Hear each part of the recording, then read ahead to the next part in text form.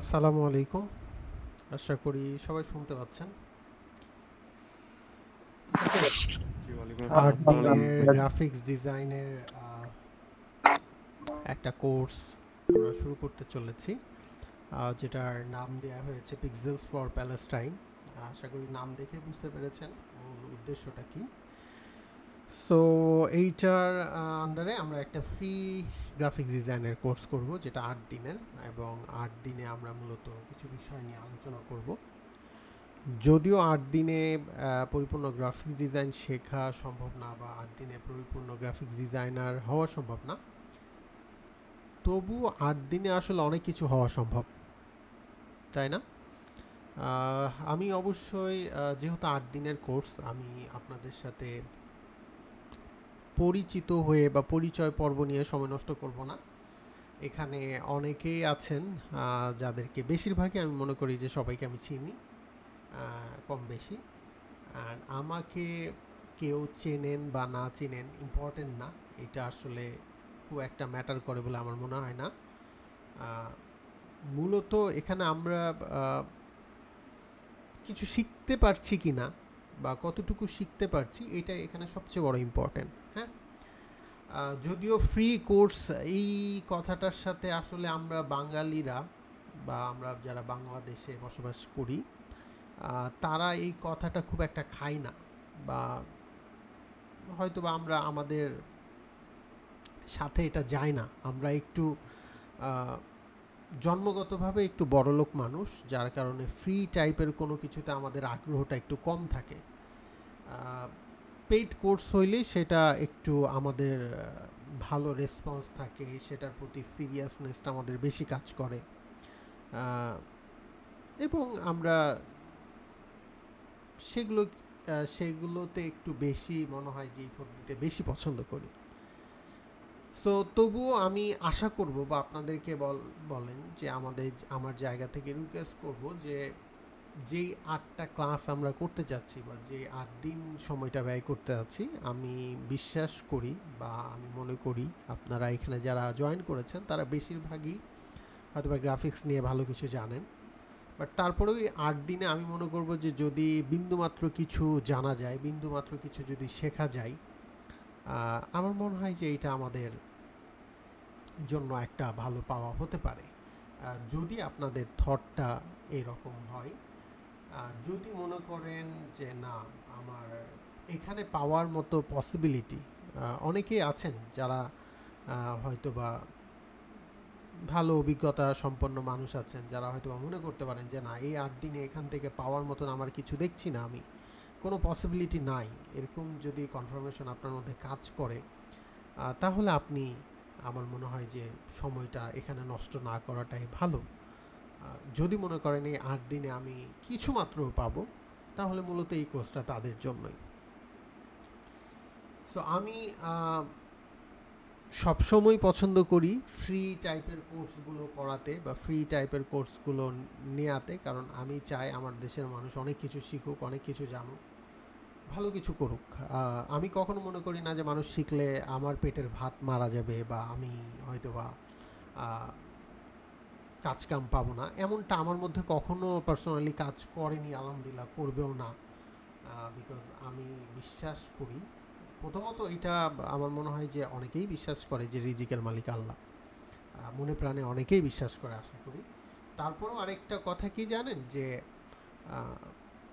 আমি বিশ্বাস করি যে আমার দেশের মানুষ উন্নত হলে আমার চারপাশটা অটোমেটিক্যালি উন্নত হয়ে যাবে। সো আমি এই কথাটাই খুব বিশ্বাস করি। যেমন আমি হয়তো বা কাজ করছি না, কাম করছি না, কিন্তু আমার বাড়ির পাশের মানুষ হয়তো বা ভালো ইনকাম করছে, তার ওসিলা করে একটা রাস্তা হচ্ছে, একটা ঘাট হচ্ছে, আমি কিন্তু সেই রাস্তার উপর দিয়ে হাঁটতে পারছি, সেদিক থেকে আমি বেনিফিট হচ্ছি। সো সেই দিক থেকে আমরা মূলত আমাদের স্কিলটাকে যত উপরের দিকে নিয়ে যেতে চাই, চেষ্টা করে যাব। সো এটা একটা ফ্রি কোর্স আমি হাইলাইট করেছি আরও ইচ্ছা করেই, যে ফ্রি কোর্সও যে ভালো কিছু হতে পারে, এবং সেখান থেকে যে ভালো কিছু পাওয়া যেতে পারে। আসেন আমরা এই কোর্সটা থেকে চেষ্টা করি যে আদৌ কিছু ভালো কিছু বের করে নিয়ে আসার। সো এইটা সম্পূর্ণ ডিপেন্ড করবে আপনাদের। যেমন আমি যদি ফাঁকা জায়গায় ঢোল পিটাই কেউ শুনবে না, তাই না? যেমন এখন ক্লাসে হয়তো বা 20-30 জন আছেন, আমি হয়তো বা বলতেছি, কেউ না কেউ হয়তো বা শুনতেছেন। অনলাইন ক্লাসে যদিও এই বিশ্বাসটা কাজ করে না, কারণ অনলাইন ক্লাস মানেই বেশিরভাগই যেটা করে, ক্লাস করতে করতে ঘুমায়, ক্লাস করতে করতে খায়, ক্লাস করতে করতে টয়লেট করে। অনলাইন ক্লাসের হিস্ট্রি অনেক বড়। সো এর পাশাপাশি কিছু মানুষ তো আছে, আমি বিশ্বাস করি, বা দুইজনও যদি এখান থেকে কিছু নিয়ে বের হয়, বা দুইজনও যদি থাকে, আমি মূলত তাদের জন্যই শেষ পর্যন্ত চেষ্টা করে যাব। সো আমি এই কথাটা এই জন্য বললাম যে যারা জয়েন করেছি আমরা চেষ্টা করব 8টা দিন ধৈর্য ধরে করা। আপনারা যদি আমাকে সহযোগিতা করেন, আমার দিতে অসুবিধা নেই, আমি দেওয়ার চেষ্টা করব, ঠিক আছে? হ্যাঁ, আমার সময়ের কিছু লিমিটেশন আছে, যার কারণে আমি হয়তো বা আপাতত 8 দিনের জন্য এটা করেছি। বাট যদি এখান থেকে ভালো কিছু পাই, হয়তো বা ফিউচারে আমি আরও ভালো ভালো কিছু প্ল্যান করব। আমার কাছে যে স্কিলগুলো আছে আমি হয়তো বা আপনাদের মাঝে ছড়িয়ে দেওয়ার চেষ্টা করব, বিকজ আমার দিন শেষে দোয়াটা দরকার, অন্য কিছু দরকার নেই, ঠিক আছে? তো আশা করব যে আপনারা নেয়ার মতো মন মানসিকতা নিয়ে ক্লাসগুলো করবেন, সিরিয়াসলি করবেন। শুরুর দিকে যে কথাটা না বললেই না, এই বিষয়গুলো আমি বললাম, জানি না কে কতটুকু শুনেছেন। বাট ক্লাস রেকর্ড হচ্ছে, আপনারা চাইলে পরবর্তীতে এই ক্লাস আবারও দেখতে পারেন, আবারও কথাগুলো শুনতে পারেন। আমার সব কথাই আপনাকে নিতে হবে ইম্পর্টেন্ট না। যেই কথাগুলো আপনার ভালো লাগে, যেই কথাগুলো আপনার মনে হচ্ছে যে আপনার লাইফের কোনো একটা অংশে, প্যান্টের কোনো একটা জায়গা ছিঁড়ে গেলে আমরা পটি দেই না, ওই রকম মানে রিপেয়ার বা পটি দেওয়ার মতন যদি কাজে লাগে বিন্দু মাত্র, আমার মনে হয় যে ওইটুকুই যথেষ্ট, ওইটুকুই নেবেন, ঠিক আছে? আমার সব কিছু নিতে হবে না, আপনার যতটুকু আপনার কাছে। আর যদি মনে হয় যে না পুরাটুকুই লাগবে বা পুরাটুকুই কাজে লাগছে, তাহলে আলহামদুলিল্লাহ, এটা আমার জন্য অনেক বড় ব্লেসিং। সো আমরা মূলত গ্রাফিক ডিজাইন নিয়ে কথা বলবো, এবং গ্রাফিক ডিজাইনের আমরা 2টা সফটওয়্যারের মোটামুটি একটা ভালো ধারণা নেওয়ার চেষ্টা করব। সো এই কোর্সটার মূল টার্গেটটা আসলে করা আমি সম্পূর্ণভাবে উৎসর্গ করেছি বা করতে চাই। ফিলিস্তিনে যে বর্বরতা চলছে সেটা সম্পর্কে আমরা সবাই জানি, এখানে নতুন করে বলার কিছু নাই। সো আমার সাইড থেকে আমার মনে হয়েছে যে আমি অন্য কি করছি ব্যাপার না, আমার ডিজাইনটাকে, যেহেতু ডিজাইনটাকে আমি ভালোবাসি বা এই স্কিলটা আমার মধ্যে আছে, এইটা দিয়ে কি করা যায় বা এটা নিয়ে কি করলে কিছুটা হইলেও হয়তো বা কাজে আসবে। সো আমার কাছে মনে হয়েছে যে আমরা তো জানি যে ডিজাইন হচ্ছে ভিজুয়াল ল্যাঙ্গুয়েজ, সবার মাঝে পৌঁছানোর জন্য খুব ইউনিক একটা প্রসেস। সো সেই জন্য আমরা যদি ডিজাইন দিয়ে আমাদের এই যে প্রচার প্রসারগুলো, আমাদের একটা সবচেয়ে বড় ল্যাকিংসের জায়গা আমি মনে করি, এইটা অন্যদের আমার সাথে মত এক হতেও পারে, ভিন্নও হতে পারে, সেটা হচ্ছে কি যে আমি মনে করি যে ডিজাইনের মাধ্যমে সবার মাঝে খুব সহজে পৌঁছানো সম্ভব। পাশাপাশি আমি যদি আমাদের যেমন বিশেষ করে আমরা যারা বর্তমানে, বিশেষ করে মুসলিমরা যারা নির্যাতিত, তাদের একটা বড় প্রবলেম হচ্ছে যে আমাদের মধ্যে ইউনিটিটা দুর্বল হয়ে যাচ্ছে ডে বাই ডে। আমাদের মধ্যে বিভেদগুলো তৈরি হচ্ছে বেশি, আমাদের মধ্যে একটা সঠিক প্রচার প্রসারের, সঠিক তথ্য প্রচার প্রসারের ঘাটতি তৈরি হয়েছে, যেটার ফায়দা অন্যরা নিচ্ছে। দিন শেষে আরও একটা বিষয় হচ্ছে যে দিন শেষে আমরা মানুষ, বিপদগ্রস্ত যেই হোক না কেন, তাদের পাশে দাঁড়ানোর যে মনোবলটা, সেটা যেন আমাদের মধ্যে সবসময় বহাল থাকে। সো এই জায়গাগুলো থেকে আমরা ডিজাইনকে কিভাবে কাজে লাগাতে পারি বা ডিজাইনকে কিভাবে কাজে লাগানো যায়, বা প্রসারটাতে আমরা কি ধরনের নিজেরা হেল্প করতে পারি, এই যাবতীয় বিষয়ের উপরে চিন্তাধারা বা চিন্তাভাবনা করে মূলত এই কোর্সটা লঞ্চ করা। এবং এখানে আমরা মূলত 2টা সফটওয়্যার নিয়ে আলোচনা করব। তার মধ্যে আমরা জানি যে ইন্ডাস্ট্রির টপ ডিজাইন টুলস হিসাবে যদি চিহ্নিত করা হয় তাহলে অবশ্যই সেখানে ফটোশপ অ্যান্ড ইলাস্ট্রেটরের নাম থাকবে। সো ফটোশপ অ্যান্ড ইলাস্ট্রেটরে আমরা যেটুকু জানলে একটা ডিজাইন কমপ্লিট করা যায় বা অ্যাটলিস্ট সোশ্যাল মিডিয়ায় আমরা আমাদের ডিজাইনগুলোকে ছড়িয়ে দিতে পারবো, এরকম একটা আইডিয়া আমরা এখান থেকে নিব। যেহেতু এখন আমরা একটা এআই টেকনোলজির মধ্যে আছি, তো এআই টেকনোলজি যেহেতু আমাদেরকে চারপাশ থেকে এখন একরকম গ্রাস করে ফেলেছে, সো এইটার ফায়দাটা আমরা নেওয়ার চেষ্টা করব। এইটার ফায়দা নিয়ে কিভাবে কাজগুলো করলে আমরা আরও ইউনিক কিছু অ্যাট্রাকটিভ রেজাল্ট নিয়ে আসতে পারি, সেইটা নিয়ে আমরা কিছু আলোচনা করব। পাশাপাশি আমরা যেহেতু ডিজাইনের খুবই গুরুত্বপূর্ণ এলিমেন্ট হচ্ছে colour, typography and shape, so এই কয়টা জিনিস নিয়ে আমরা ধারণা নিব এবং আমরা স্পেসিফিকভাবে বা আমরা যদি বলি যে খুব গুরুত্বপূর্ণভাবে আমরা হচ্ছে বিশেষ করে ব্যানারের উপরে ফোকাস দেবো, যে বিভিন্ন ধরনের ব্যানারগুলোকে আমরা কিভাবে ডিজাইন করতে পারি। সো যারা জয়েন করেছেন সবাইকে আরও একবার স্বাগতম, সালাম এবং আপনাদের জন্য শুভকামনা। আশা করি এই 8 দিনে আমরা কিছু একটা শিখতে পারব। সো পিক্সেলস ফর প্যালেস্টাইন এটা হচ্ছে মূলত আমাদের কোর্সের নাম, বাট আমরা হচ্ছে এখানে প্রথমত 8 দিনের, পরবর্তী অন্যান্য স্কিল নিয়ে হয়তো বা ইন ফিউচারে আসতে পারে, যাই হোক এটা পরের বিষয়, বাট প্রথমত আমরা 8 দিন গ্রাফিক্স নিয়ে এখানে কথা বলবো। তো এখানে গ্রাফিক্স রিলেটেড আপনাদের কিছু প্রশ্ন থাকলে সেগুলোও করতে পারেন। হয়তো বা সব কিছু দেখানো এখানে পসিবল হবে না টাইম লিমিটেশনের কারণে, বাট যতটুকু পরামর্শর খাতিরেও অনেকে এখানে এক্সপার্ট আছেন যারা হয়তো বা মনে করছেন যে আমার এই জায়গাটা আমার একটু, যারা আমাকে চেনেন মনে করছেন যে এই কোশ্চেনটা আমাকে করবেন, বোঝার ব্যাপার আছে, সেটাও আপনারা করতে পারবেন। আমি হয়তো বা আপনাদেরকে লাইভ ওই জিনিসটা দেখাই না দিতে পারলেও হয়তো বা অ্যাটলিস্ট বুঝাই দিব যে এটা কিভাবে হতে পারে বা কি কি ব্যবহার করা যেতে পারে, বা আপনার যদি টার্গেট এরকম হয় যে আমি সামনে এটা নিয়ে কাজ করতে চাচ্ছি, কিভাবে করব, কিভাবে গুছিয়ে করব সেটা হয়তো বুঝতে পারছি না, এই সম্পর্কে যারা মনে করছেন যে আমার কাছ থেকে পরামর্শ নেওয়া যেতে পারে, তারা আমাকে এই ধরনের কোশ্চেন চাইলে করতে পারেন, আর ওপেন। সো আমরা খুব বেশি সময় আলোচনার দিকে নিব না, যেহেতু 8 দিনের ক্লাস, আমরা মূলত ক্লাসগুলো টপিকের উপরে বেস করে 1 থেকে 1.5 ঘন্টার মতো ক্লাস করব, সর্বোচ্চ এটা 2 ঘন্টা পর্যন্তও যাইতে পারে। সো এটা ডিপেন্ড করবে কোন দিন, এই 8 দিনে কোন দিন আমরা কী বিষয়ের উপরে কথা বলছি সেগুলোর উপর। সো যেহেতু বলছি যে আমরা মূলত এখানে ফটোশপ অ্যান্ড ইলাস্ট্রেটর থেকে শুরু করব, সো আমরা সবার প্রথমে অ্যাডোবি ফটোশপটা দিয়ে শুরু করব। অ্যাডোবি ফটোশপে আমরা বিটম্যাপ গ্রাফিক্সের পার্টটা শিখব এবং অ্যাডোবি ইলাস্ট্রেটরে আমরা হচ্ছে ভেক্টর গ্রাফিক্সের পার্টটা শিখব এবং ফাইনালি আমরা এই দুইটার কম্বিনেশন করে কাজ করব। এআইয়ের যে পার্টটা শিখব সেটা আমরা এআই টুলস হিসাবে বিশেষ করে আমরা ফটোশপে ফোকাসটা রাখবো, পাশাপাশি এআইয়ের যে কিছু টুলস আছে, ওয়েবসাইট আছে, সেগুলোর উপরে আমরা ফোকাস দেব স্পেশালি, সেটা ফায়ারফ্লাই হতে পারে, ক্যানভার হতে পারে, এই সাইটগুলোতে আমরা ফোকাস দেব।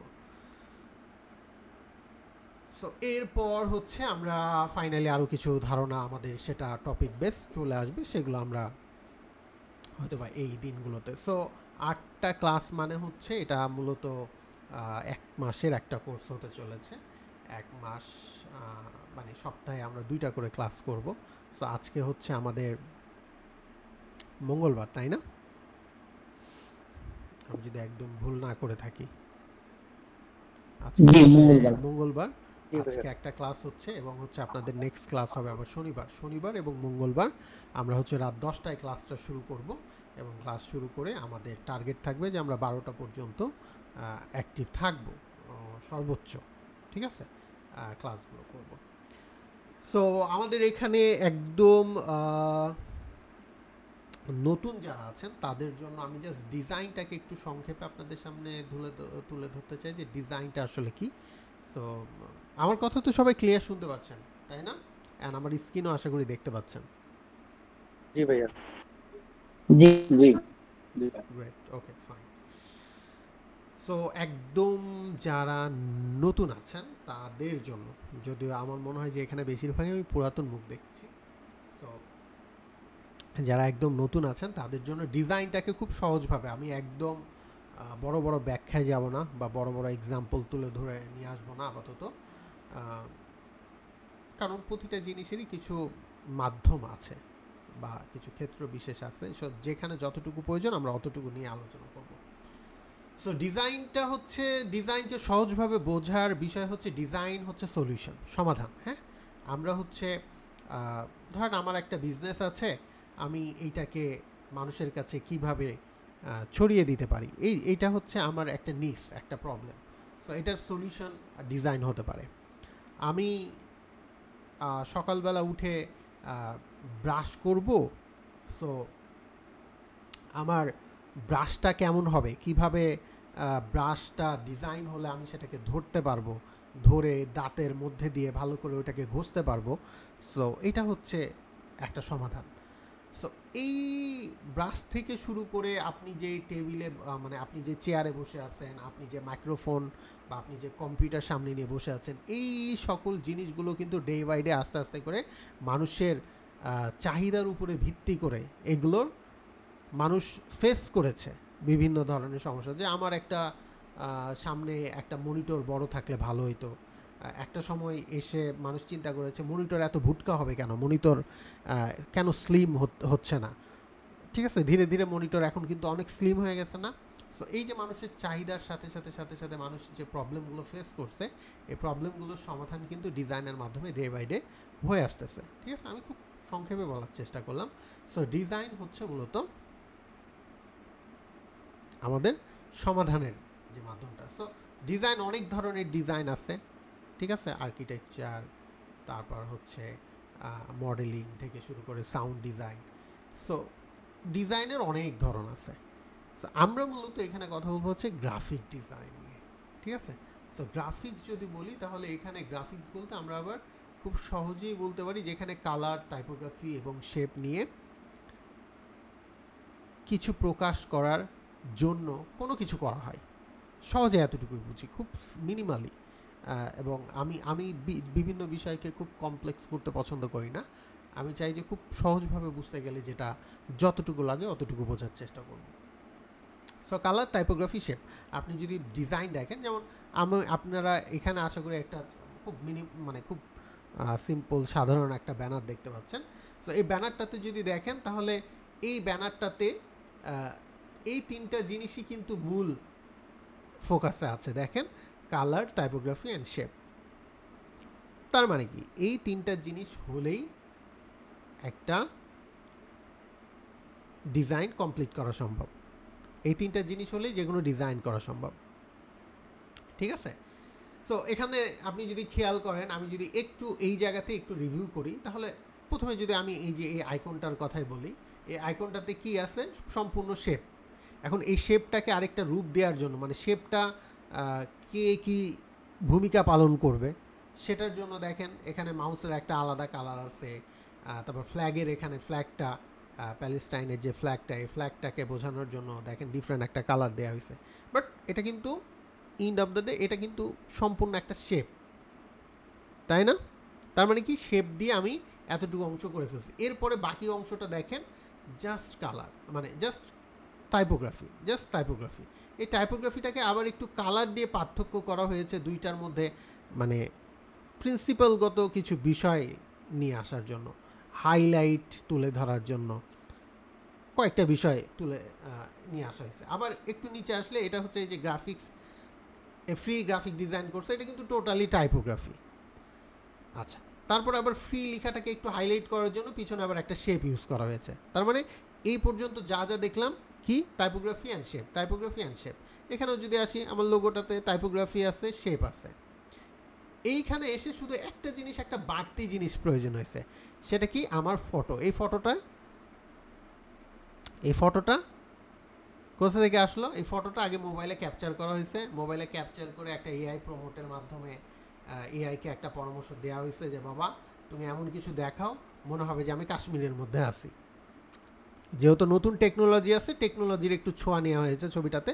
তো একটা ছবি দেওয়া হয়েছে, ছবি দেওয়ার পর বলা হয়েছে এআইকে যে তুমি আমাকে এটা এমনভাবে বানাই দাও দেখে মনে হবে যে আমি একটা পাঞ্জাবি টুপি পরা একটা মুসলিম প্র্যাকটিসের একজন মানুষ, আর পাশাপাশি আমাকে দেখাইতে হবে যে আমি একটু কাশ্মীর টাইপের এরকম কোনো একটা জায়গায় আছি। সো যদিও কাশ্মীরের ভিউটা এখানে জাস্ট দেখা যাচ্ছে যে একটা পাহাড়ের সামনে আছে, বাট মূলত ওই রকম একটা জিনিস দেয়া এখানে হয়েছে। সো ইন টোটাল যে বিষয়টা এখানে দাঁড়াইছে যে লাস্টের দিকে এসে এখানে জাস্ট আমার পিকচারের একটা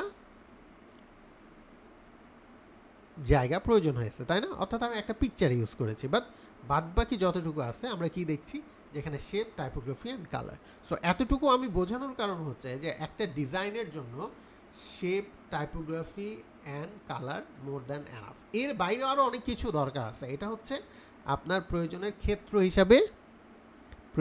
ক্ষেত্র হিসাবে এটা কিন্তু নির্ভর করবে। বুঝতে পারছি সবাই?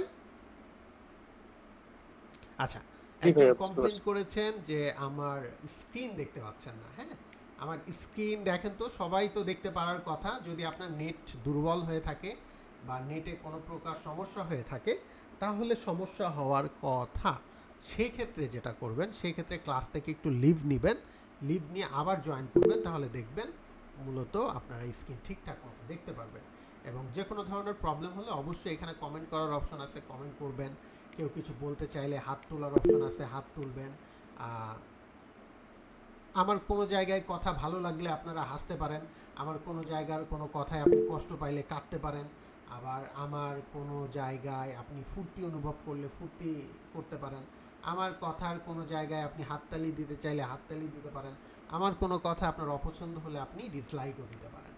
ঠিক আছে? সো ওভারঅল রিয়াকশান দেওয়ার মতন একটা অবস্থা এখানে আছে, আপনারা সেগুলো করতে পারেন। এটার আরেকটা উপকারিতা হচ্ছে অনলাইন ক্লাস করতে গেলে এগুলো মাঝে মাঝে করবেন, এটা আপনার অ্যাক্টিভিটি ধরে রাখবে। আপনি যদি মাঝে মাঝে যে মাউসটা নাড়েন, একটু হাহারি এক দেন, একটু হাততালি দেন, তাহলে হবে কি যে আপনার চোখে ঘুম আসলে ওই জিনিসগুলো আসবে না। সো এটা করতে পারেন আপনি, এটা নিয়ে আমার কোনো দ্বিধা নাই, এবং অনলাইন ক্লাসে এটা করা উচিত। সো আমরা যেটা বলছিলাম ডিজাইন নিয়ে, ঠিক আছে, যেটা বলছিলাম ডিজাইন নিয়ে। তো আমাদের মূলত আমরা শিখব হচ্ছে সর্বপ্রথম অ্যাডোবি ফটোশপ। সো আশা করি আপনাদের মূলত অ্যাডোবি ফটোশপ সবার ইনস্টল দেয়া আছে। যদি না থাকে, আজকের ক্লাসের পর আমি মূলত দুইটা সফটওয়্যারই আপনাদের, যে গ্রুপটা আমাদের পিক্সেলস ফর প্যালেস্টাইন, আমি আশা করি সবাই জয়েন করেছেন যারা এখানে আছেন। যদি জয়েন না করে থাকেন, তাহলে সফটওয়্যারগুলোর জন্য অবশ্যই আপনাকে ওই গ্রুপে যেতে হবে। পাশাপাশি ক্লাসের এই লিঙ্কটা আমি প্রতিটা ক্লাসের আগেই মূলত দিব, কারণ সেভ করে রাখতে বললে হয়তো বলতে পারতাম যে লিঙ্কটা সেভ করে রাখেন। এতে করে যেটা হয় যে পরবর্তী ক্লাসে হয়তোবা অনেকেরই মনে থাকবে না, বা অনেকেই জয়েন করবেন না। সো 8টা ক্লাসের জন্য আমি আপনাদেরকে একটা জাস্ট, আপনারা অনেকে এটা জানেন, তারপর আমি একটা জিনিস মনে করিয়ে দিতে পারি। সেটা হচ্ছে যে আপনি এই 8টা ক্লাসের জন্য একটা অ্যালার্ম সেট করে রাখতে পারেন। অ্যালার্মটা কি? সেটা হচ্ছে যে প্রতি মঙ্গলবার এবং শনিবার রাত 8টা বা 9টার দিকে আপনি একটা অ্যালার্ম সেট করে রাখতে পারেন যে আজকে আমার গ্রাফিক্সের উপরে এই ক্লাসটা আছে। এবং এই ক্লাসগুলোর জন্য সবথেকে বড় কথা যে আপনি যতগুলো এই 8টা ক্লাস করবেন, এটার জন্য আপনাকে 1 টাকাও পে করতে হবে না, শুধুমাত্র আপনার নেট বিলটা লাগবে। মানে আপনি যে নেটটা চালাচ্ছেন এটার খরচটা আপনাকে দিতেই হবে, কিন্তু আদার্স আমাকে আপনার কিছু দিতে হবে না। আমি চেষ্টা করব আপনাকে দেওয়ার, আপনার এই কোর্সের পিছনে আপনার যা রিসার্চ দরকার আছে আমি দেওয়ার চেষ্টা করব, আপনার যে সফটওয়্যার দরকার আছে সেটা আমি দেওয়ার চেষ্টা করব, আপনার কাজের জন্য যা যা দরকার আছে আমি দেওয়ার চেষ্টা করব এই কোর্সের যা যা আলোচনা হবে তার ভিতরে। সো আশা করি আপনাদেরকে বোঝাতে পেরেছি। আচ্ছা, সো আমাদের একটা কমেন্ট আসছে যে আমার ফটোশপ নেই, 2020 লাগবে। আচ্ছা, অ্যাডোবি ফটোশপ 20 এখন ইউজ করাটা একটু ব্যাকডেটেড হয়ে যায়। আমি যদিও আপনাদেরকে অ্যাডোবি ফটোশপের 2024 ভার্সনটা দেব, বাট আপনাদের সবার কি 2020টা লাগবে? এমন কে কে আছেন যে যাদের 2020 লাগবে? তাহলে আমি ম্যানেজ করে দেওয়ার চেষ্টা করব, কারণ আমার কাছে এখন 2020 ভার্সনটা সম্ভবত নাই। যদিও না থাকে, আমি ওইটার একটা মানে স্মুথ ভার্সন আপনাদেরকে কালেক্ট করে দিতে পারবো। এবং আমি যে ভার্সনগুলো দিব এগুলো যথেষ্ট পরিমাণ টেস্টেড ভার্সন। হ্যাঁ, এগুলো হচ্ছে টেস্ট করা ভার্সন। সো এগুলোর ক্র্যাক বা ইত্যাদি নিয়ে আপনাদের খুব একটা টেনশন করার দরকার নাই। আর আপনারা যারা পারেন সাইট থেকে, অন্য সাইট থেকে ডাউনলোড করে নেবেন মনে করছেন, তারা চাইলে ডাউনলোড করে নিতে পারেন, কোনো সমস্যা নাই। বুঝাতে পেরেছি?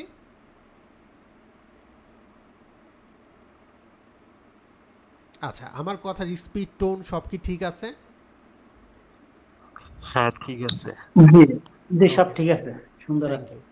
জি, সো আমরা হচ্ছে অ্যাডোবি ফটোশপটা থেকে শুরু করি।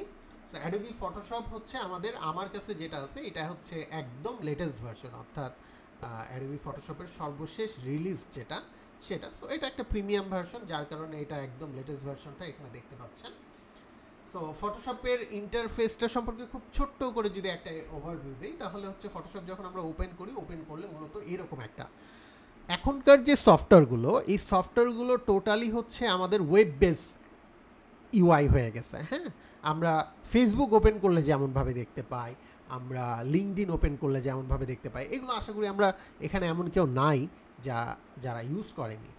সো ফেসবুক, লিঙ্কডইন, ইনস্টাগ্রাম, এইগুলোর ইন্টারফেস আপনি যেইভাবে ব্যবহার করেন অলমোস্ট সেম। শুধুমাত্র কিছু জিনিসের পার্থক্য এখানে আছে, সেটা হচ্ছে যে ফেসবুকে এসে কিন্তু আমরা নিউ ডকুমেন্ট ক্রিয়েট করি না, ইনস্টাগ্রামে এসে কিন্তু আমরা নিউ ডকুমেন্ট ক্রিয়েট করি না, কিন্তু এখানে এসে কিন্তু আমরা কি করি, নিউ ডকুমেন্ট ওপেন করি, তাই না? এখানে নিউ ডকুমেন্ট ক্রিয়েট করি। আচ্ছা, ফেসবুকে আমরা হয়তো আলাদাভাবে ফ্রেম নিয়ে ওইভাবে কাজ করি না, এখানে করি। সো এই কিছু বাটন বা এই ধরনের কিছু বিষয়ের ব্যবহার এখানে আছে। সো এখানে অ্যাডোবি ফটোশপে আমরা যদি আসি, অ্যাডোবি ফটোশপে আমরা মূলত এই একদম ফার্স্টে যেটা দেখতে পাচ্ছি, এটাকে মূলত হোম স্ক্রিন বলা হয়, ওয়েলকাম স্ক্রিনও বলা যেতে পারে, ঠিক আছে? এবং আমরা একবারে এই পাশে উপর দিকে দেখতে পাচ্ছি যে আমাদের মেনু বার আছে। এই মেনু বারকে এটা অ্যাপ্লিকেশন বারও বলা যায়, মেনু বারও বলা যায়। এবং তার নিচে আমরা অ্যাডোবি ফটোশপের একটা আইকন দেখতে পাচ্ছি। এই আইকনে ক্লিক করার মাধ্যমে সরাসরি আপনি ডকুমেন্ট ট্যাবে চলে যেতে পারেন, ঠিক আছে? এটা হচ্ছে মূলত ফটোশপের ওয়ার্ক স্পেস। এখানে কোনো ব্রাউজার এখনও নাই, অর্থাৎ আপনি ধরেন গুগলে ব্রাউজ করবেন বা আপনি একটা খেলার চ্যানেল ব্রাউজ করবেন, তখন আপনি কি নতুন নতুন ট্যাব নেন না, নতুন নতুন ট্যাব নিয়ে কাজ করেন। ফটোশপও কিন্তু তাই, ফটোশপে কিন্তু আমরা এখনও নতুন কোনো ট্যাব নেইনি, তাই এখানে কোনো ট্যাব দেখা যাচ্ছে না। যখন আপনি যে ফাইলে যে নিউ ডকুমেন্টে ক্লিক করে আপনি যখন নতুন একটা ট্যাব নেবেন, সাপোজ যে কোনো একটা ফাইল সাইজ নেন, ক্রিয়েট করেন, দেখেন এখানে নতুন একটা ট্যাব, এবং ট্যাবের নাম, কত পার্সেন্ট ভিউ আছে, কি কালার মোডে আছে, কালার বিট চ্যানেল কত, সব কিছু এখানে একটা মোটামুটি ডিটেলস এখানে দেখতে পাচ্ছেন এই ট্যাবের মধ্যে। ফটোশপের জন্য যেটা দরকার সেটা এখানে দেয়া আছে। আবার ব্রাউজারের যেমন ট্যাব কেটে দেওয়া যায়, এখানেও কেটে দেওয়ার অপশন আছে। কেটে দিলে আবার বাই ডিফল্ট আপনাকে এখানে নিয়ে চলে আসবে, আপনি আবার এখান থেকে নিয়ে চলে যাবেন। আচ্ছা, সো যারা বিশেষ করে ক্র্যাক ভার্সন ইউজ করেন, তারা এই হোম পেজে এসে এই জায়গাটুকু বা নিচের এই অংশটুকু ব্ল্যাঙ্কও দেখতে পারেন, দেখা যাবে যে কিচ্ছুই শো করছে না। সো এটা যদি শো না করে ভয় পাওয়ার কিছু নাই। ক্র্যাক ভার্সনে যদি এটা শো না করে, কোনোভাবেই ভয় পাওয়ার কিছু নাই। আপনাকে সবসময় খেয়াল করতে হবে যে উপরের এই মেনুবার ঠিকঠাক শো করছে কিনা। উপরের মেনুবার যদি ঠিকঠাক শো করে, ওকে ফাইন, তাহলে আপনি এই যে ফাইল থেকে, নিউ থেকে যে কোনো ধরনের ডকুমেন্ট নিয়ে কাজ শুরু করে দিতে পারবেন, ঠিক আছে? সো এখানে যেহেতু আমরা বিশেষ করে ব্যানার নিয়ে কাজ করব, সো আমরা মূলত এখানে ফাইল থেকে আসেন, নিউ নেই, নিউ থেকে আমরা এখান থেকে ব্যানারের একটা সাইজ নেই। সো ব্যানারের পপুলার 3টা সাইজে সাধারণত ব্যানার ব্যবহার করা হয়ে থাকে। একটা হচ্ছে স্কোয়ার, একটা হচ্ছে ল্যান্ডস্কেপ, অ্যান্ড একটা হচ্ছে পোর্ট্রেট। হ্যাঁ, সো স্কোয়ার রেশিও হচ্ছে আমরা 1:1 নিতে পারি, বা এটা সাইজ মানে এক কথায় হাইট যা হবে উইথও তাই হবে। সো সাধারণত স্ট্যান্ডার্ড আপনি 1080x1080 নিতে পারেন, 2000x2000 নিতে পারেন। আপনি আরেকটু ভালো রেজুলেশনে পেতে চাইলে আপনি হয়তো বা 3Kও নিতে পারেন। সো এখান থেকে আমি আসেন, আমরা এই সাইজটার সাথে খুব বেশি পরিচিত, সো আমরা এখানে 1080 নিব, 1080x1080 নিলাম। যেহেতু আমরা ডিজিটাল মাধ্যমেই বেশি কাজ করব, আমরা প্রিন্ট মাধ্যমের এখানে কোনো কিছু শিখবো না, সো আমরা অলওয়েজ পিক্সেলসটা নিয়ে কাজ করব। হ্যাঁ, আমরা এখানে একক হিসেবে জাস্ট পিক্সেলসটা নিয়েই কাজ করব, কারণ আমরা ডিজিটাল স্ক্রিনে যা কিছু আছে এটা পিক্সেল অনুযায়ী এটার পরিমাপ হয়। সো এই জন্য আমরা এখানে পিক্সেলস নিয়ে কাজ করব, একদম শুরুতে এখান থেকে আপনি যে ফাইলটা নিয়ে কাজ করবেন সেই ফাইলে যা নাম দিবেন, আপনার যেইভাবে নাম দিতে মন চায় আপনি সেইভাবে নাম দিতে পারেন। তবে অবশ্যই সবসময় গুড প্র্যাকটিস করবেন। গুড প্র্যাকটিসটা হলো নামটা সুন্দরভাবে লেখা, ঠিক আছে, ধৈর্য নিয়ে। কারণ এই ছোট ছোট জায়গাগুলোতে একজন ডিজাইনার বলেন তার রুচি বা ধৈর্যের পরিচয় পাওয়া যায়, ঠিক আছে। আমি এখন অনেক প্রফেশনাল ডিজাইনারকে চিনি যারা ফাইলের নাম ঠিক মতো লিখে না, এবং এইটার জন্য ক্লায়েন্টের কাছে অনেক বাজে রিভিউও পেতে হয়। এরকম দেখছি আমি অনেক। সো এটা যদি শুরু থেকে আপনার প্র্যাকটিসটা ভালো হয় তাহলে এটা দিন শেষে আপনাকে একটা ভালো রেজাল্ট এনে দিতে পারে। সো আমি 1080 বাই 1080 একটা সাইজ এখানে ইনপুট দিলাম। পাশাপাশি আপনি যদি এটাকে এটা হচ্ছে স্কোয়ার, উপরেও যা নিচেও তা, উইথ যা হাইট ওটা। আর যখন আপনি এটাকে পোর্ট্রেট মুডে নিতে যাবেন, অর্থাৎ মোবাইলের ভিউতে নিতে যাবেন, তখন আপনার উইথটা যেটা থাকবে তার থেকে অবশ্যই হাইটটা বেশি হতে হবে। উইথ যেটা থাকবে তার থেকে হাইটটা অবশ্যই বেশি যখনই হবে তখন এটাকে আমরা বলছি হচ্ছে পোর্ট্রেট ভার্সন, ঠিক আছে। এটা হয়ে গেছে পোর্ট্রেট ভার্সন, অর্থাৎ মোবাইলের স্ক্রিনের যেমন একটা সাইজ, এটা হচ্ছে স্ট্যান্ডার্ড, বা আমরা স্টোরি দেখি, শর্ট দেখি, রিলস দেখি, এইটার সাইজ হচ্ছে মূলত 1920 বাই 1080 বাই 1920, ঠিক আছে। আগে উইথ, তারপর হচ্ছে হাইট। একইভাবে আমরা যদি এটাকে একটু উল্টা করে দেই, অর্থাৎ এই যে এখানে অরিয়েন্টেশন ল্যান্ডস্কেপে ক্লিক করি, এটা পোর্ট্রেট, এটা ল্যান্ডস্কেপে ক্লিক করলে দেখেন আমার হাইটটা চলে গেছে উইথে অ্যান্ড উইথটা চলে আসছে হাইটে। অর্থাৎ অবশ্যই উইথটা হাইটের থেকে বেশি হবে। যখনই উইথটা হাইটের থেকে বেশি হবে তখন এটাকে আমরা বলছি ল্যান্ডস্কেপ ভার্সন। যখনই হাইটটা উইথের থেকে বেশি হবে তখন এটাকে আমরা বলছি পোর্ট্রেট ভার্সন। আর যখনই দুইটা সমান হবে তখন এটাকে আমরা বলছি স্কোয়ার ভার্সন বা স্কোয়ার রেশিও। এটা না পোর্ট্রেট না ল্যান্ডস্কেপ, এটা হচ্ছে একটা স্কোয়ার ভার্সন। সো এই তিনটা কমন সাইজ আমরা সোশ্যাল মিডিয়া বা হচ্ছে বিভিন্ন অ্যাডভার্টাইজিংয়ের জন্য ইউজ করে থাকি। বুঝতে পারছি সবাই? আমার মনে হয় এখানে অনেকেই এটা খুব ভালোভাবেই জানেন, পাশাপাশি আরও ভালো কিছু জানেন। সো আমরা যারা এই কোর্সটাকে টার্গেট করে আসছি তারা মূলত এইটুকু জিনিস যদি আমরা জানি, এই তিনটা সাইজ নিয়ে যদি কাজ করতে পারি, সোশ্যাল মিডিয়া রিলেটেড মোটামুটি অনেক ব্যানার আমরা করে ফেলতে পারবো। আচ্ছা, এর বাইরে নিউ ডকুমেন্টে যে জিনিসটা সবচেয়ে বেশি আমাদের হয়তো বা ভাবাতে পারে সেটা হচ্ছে কালার কি নিব। সো এখানে আমরা যেহেতু ওই যে একই কথায় আসি, ডিজিটাল প্রিন্ট নিয়ে কাজ করব, সো আমরা এখানে অবশ্যই সরাসরি ডিজিটাল স্ক্রিনের জন্য কাজ করলে সবসময় RGB কালার নিয়ে কাজ করব। আর আমরা এটা 8 বিট চ্যানেল, এটা কালারের জন্য, ডিজিটাল স্ক্রিনের জন্য 8 বিট চ্যানেল যথেষ্ট। তবে আপনি যদি আরেকটু কালার ডিটেলিং চান, স্পেশালি আপনি একটু 3D শেড বা টেক্সচার নিয়ে কাজ করতে যাচ্ছেন, যখনই আপনার কালার ডিটেলিংটা বেশি প্রয়োজন হবে তখন আপনি এখান থেকে 16 বিট অথবা 32 বিট পর্যন্ত আপনি যেতে পারেন, ঠিক আছে। তবে যখনই এই বিটগুলো যত বাড়াবেন তত আপনার ইফেক্ট অ্যান্ড প্রিসেটের ক্ষেত্রে কিছু কিছু জায়গায় হয়তোবা ওগুলো প্রপারলি কাজ করবে না, বাট এইটা এখনই আপনার ভাবার বিষয় না। তবে বাই ডিফল্ট এখান থেকে RGB অ্যান্ড 8 বিট কালার এটা করাই থাকে। সো এই পার্টটা নিয়ে আপনার খুব একটা টেনশন না করলেই হবে। অ্যান্ড আরেকটা জিনিস, সবসময় আপনি যখন ডিজিটাল স্ক্রিনের জন্য কাজ করবেন তখন অবশ্যই বর্তমান টেকনোলজি অনুযায়ী আপনি এখান থেকে এটাকে অলওয়েজ স্কোয়ার পিক্সেল নিয়ে কাজ করবেন। এর বাইরে এগুলো আপনার এখন নেওয়ার কোনো দরকার নাই। Concept clear? সো আজকে আমরা মোটামুটি একটা ফার্স্ট ফ্রেম আইডিয়া নিয়ে কাজ করতেছি। সো আমি এটাকে বললাম ফ্রেম আইডিয়া। আমি জাস্ট একটা ফার্স্ট ফ্রেম আইডিয়া নিয়ে কাজ করছি। সো এখান থেকে আমি জাস্ট ফার্স্ট একটা ফ্রেম আইডিয়া নিলাম। আচ্ছা, গুড প্র্যাকটিস হচ্ছে, ডিজাইনারের গুড প্র্যাকটিস হচ্ছে মূলত আপনি যখন কাজ শুরু করবেন তখন কাজটা এই যে এরকম একটা নিউ ডকুমেন্ট ওপেন করেই প্রথমেই এটাকে সেভ দিয়ে নেবেন। প্রথমে এটাকে কি করবেন? সেভ দিয়ে নেবেন। সো আপনি এটা সেভ অ্যাজ দিয়ে সেভ করতে পারেন, সরাসরি সেভে ক্লিক করে সেভ করতে পারেন। সাধারণত ফটোশপ যেটা করে, ফটোশপ এরকম ব্ল্যাঙ্ক ডকুমেন্ট যতক্ষণ থাকবে ততক্ষণ ফটোশপ মনে করে না, মানে ফটোশপের যে অ্যালগোরিদম ফটোশপ মনে করে না, ফটোশপে যেই সূত্র আছে যে আপনি ব্ল্যাঙ্ক আছেন মানে এখনও প্রজেক্টটা সেভ করার আপনার প্রয়োজন পড়েনি।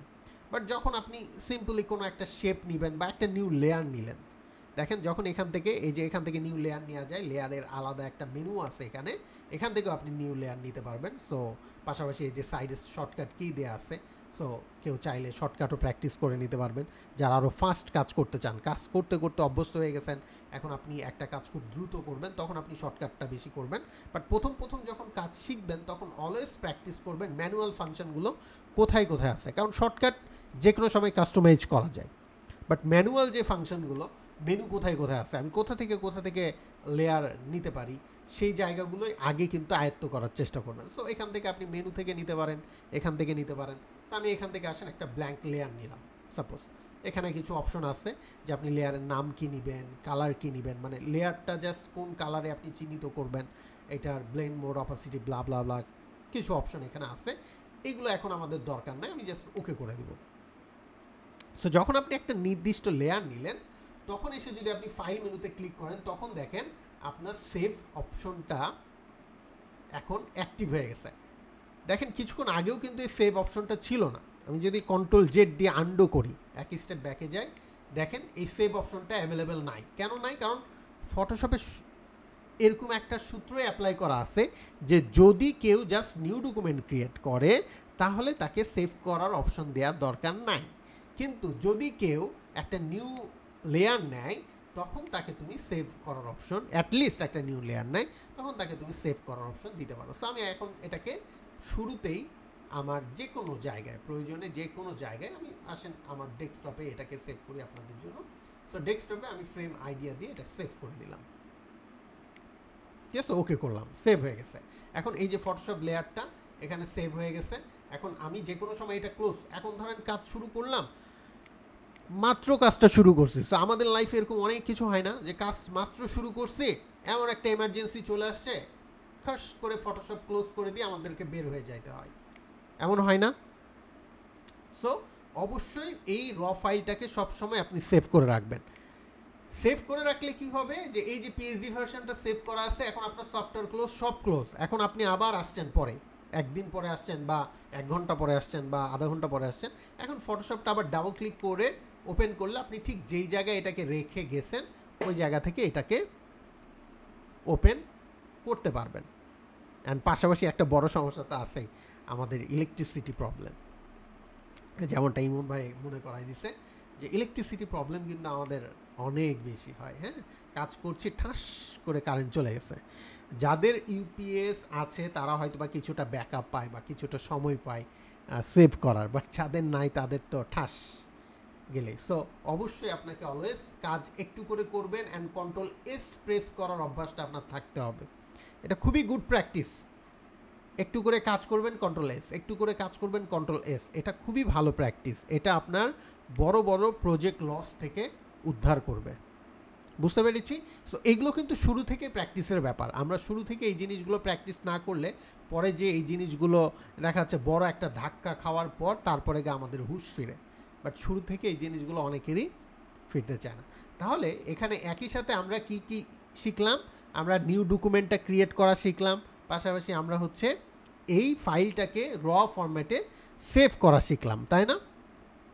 আচ্ছা, আমরা খুব সিম্পলি এখান থেকে টেক্সট টুলটা দিয়ে কাজ করতে পারি। টেক্সটের এখানে মূলত 4টা টুলস আছে ডিফারেন্ট এই টুলস প্যানেলে। এই 4টা টুলসের মধ্যে আমরা মূলত এখানে সবচেয়ে বেশি ব্যবহার করি হচ্ছে জাস্ট এই যে হরাইজন্টাল টাইপ টুলটা, সবচেয়ে বেশি ব্যবহার করা হয় এটা। তারপরে যদি কাউকে দরকার হয় সেটা ভার্টিক্যাল নিডস অনুযায়ী, সো তখন আমাদের ভার্টিক্যাল টাইপ টুলটা দরকার পড়ে। আর জাস্ট মার্কস টুল যেই দুইটা আছে, টেক্সট টুল, এগুলোর খুবই রেয়ার ইউজ হয়। এবং আমি আপনাদেরকে বলে রাখি, যেহেতু 8 দিনের ক্লাস, আমি মূলত একদম হাইলাইট পার্টগুলোই আপনাদের সাথে আলোচনা করার চেষ্টা করব। এবং আজকের ক্লাসে আমি শুরু করার শুরুতে যেই বেসিক জিনিসগুলো নিয়ে আলোচনা করার প্রয়োজন মনে করেছি সেই জিনিসগুলোই আপনাদেরকে আপনাদের সাথে করছি। এবং একটা জিনিস অবশ্যই মনে রাখতে হবে যে এখানে কিন্তু আমি অনেক কিছু স্কিপ করছি, কারণ যখন ক্লাসগুলো 8 দিনের করা হয়েছে তখন কিন্তু আমাকে চিন্তা করতে হয়েছে যে মিনিমাইজ অল্পের মধ্যে আপনাদেরকে ভালো কিছু কিভাবে দেয়া যায়। বুঝতে পারছি? সো এই জায়গাটা আপনাদেরকে একটা কনসিডারের চিন্তা রাখতে হবে। ওকে, সো এটা হচ্ছে টাইপ টুল। এবং টাইপ টুল এখানে তো আমি তখনই আসবো যখন এই টুলস প্যানেল দেখতে পারবো। কিন্তু এমন কি হতে পারে না, সরি, যে আমার এখানে টুলস প্যানেলই নাই, কাজ করতেছেন, এমন কিন্তু অনেক কিছু হতে পারে। দেখা গেল যে হঠাৎ ভূমিকম্প হইল, আপনার এখান থেকে টুলস প্যানেল হারাই গেল, হঠাৎ ভূমিকম্প হইল, আপনার এখান থেকে এই প্যানেলই হারাই গেল, হঠাৎ ভূমিকম্প হয়ে আপনার এই সব জায়গা ফাঁকা ফাঁকা হয়ে গেছে। এখন আপনি নতুন, আপনি কিছু বুঝতে পারতেছেন না, এমন হতে পারে না? আচ্ছা, তো এমন অবস্থায় আমি কি করতাম? আমি ছোটোবেলায় কি করতাম? ছোটোবেলা বলতে আমি যখন ফটোশপ শিখছি তখন কি করতাম? তখন আমি ঠুস করে কি করতাম, তখন তো আমার আশেপাশে ধরেন আমার মতো এত পণ্ডিত মানুষ পাইতাম না।